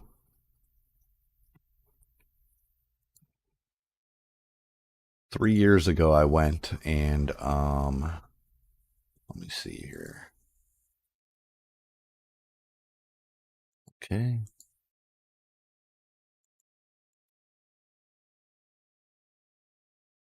I just have to find this picture that I just saved real quick.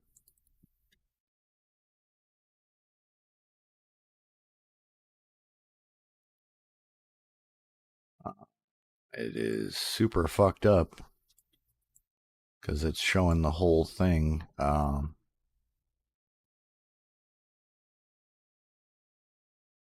This is... I saw this motherfucker in person, dude. This is the goblin head now. Completely redone. But I got to see this fucking thing in person, and it terrified me as a child, so it was like life coming full circle. Yeah, Bill, it's fucking nuts, dude. It blew my mind, bro. Let me see if I can't. Yeah, and I believe he has since mounted it to a semi that he has, but man, wow. And I'm actually going to see this again, this same goblin head, in September. I'm going to see the same goblin head in September in the town that my dad lives in, which is about 45 minutes from where I live now.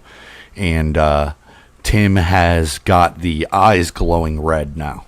So the eyes light up like it did in the movie. Immediately, Emilio Estevez. Yes, dude. I don't know why, guys, but I saw that was a early horror movie for me to see.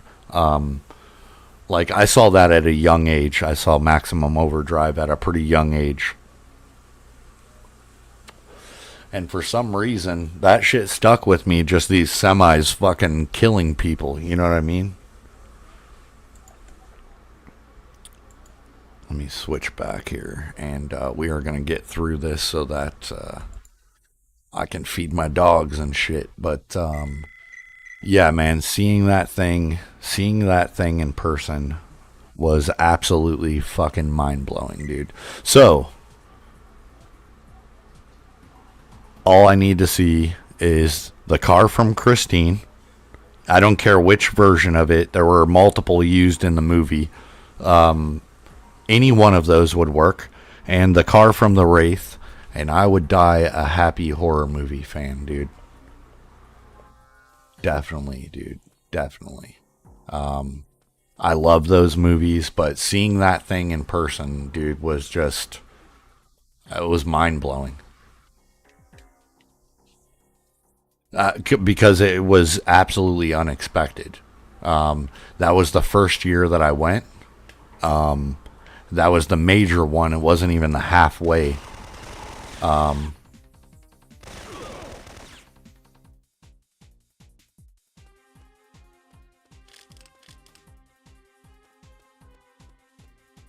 Yeah, it was, as a horror movie fan, Bill, fucking unbelievable to see that in person, dude.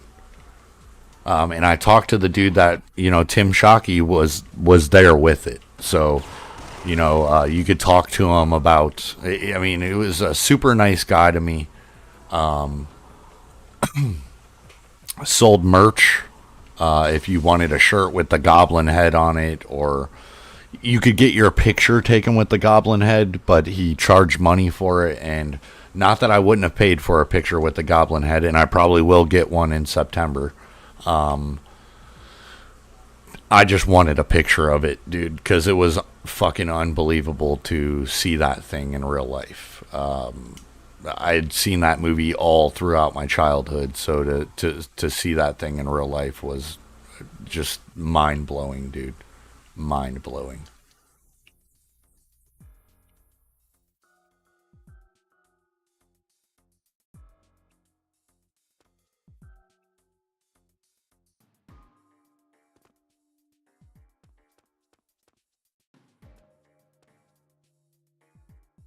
But yeah, when I go back to see it in September,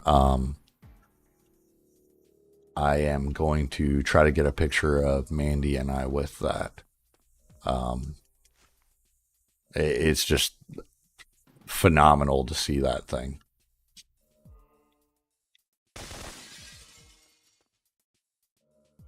Fucking crazy, dude. I mean, and I think it's because I haven't seen a lot of actual props used in horror movies and stuff like that. Like, I think that's what made it more just crazy to me. Here we go, guys.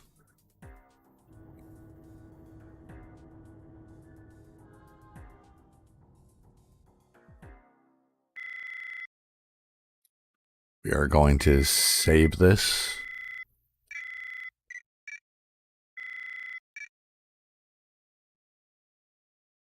We're going to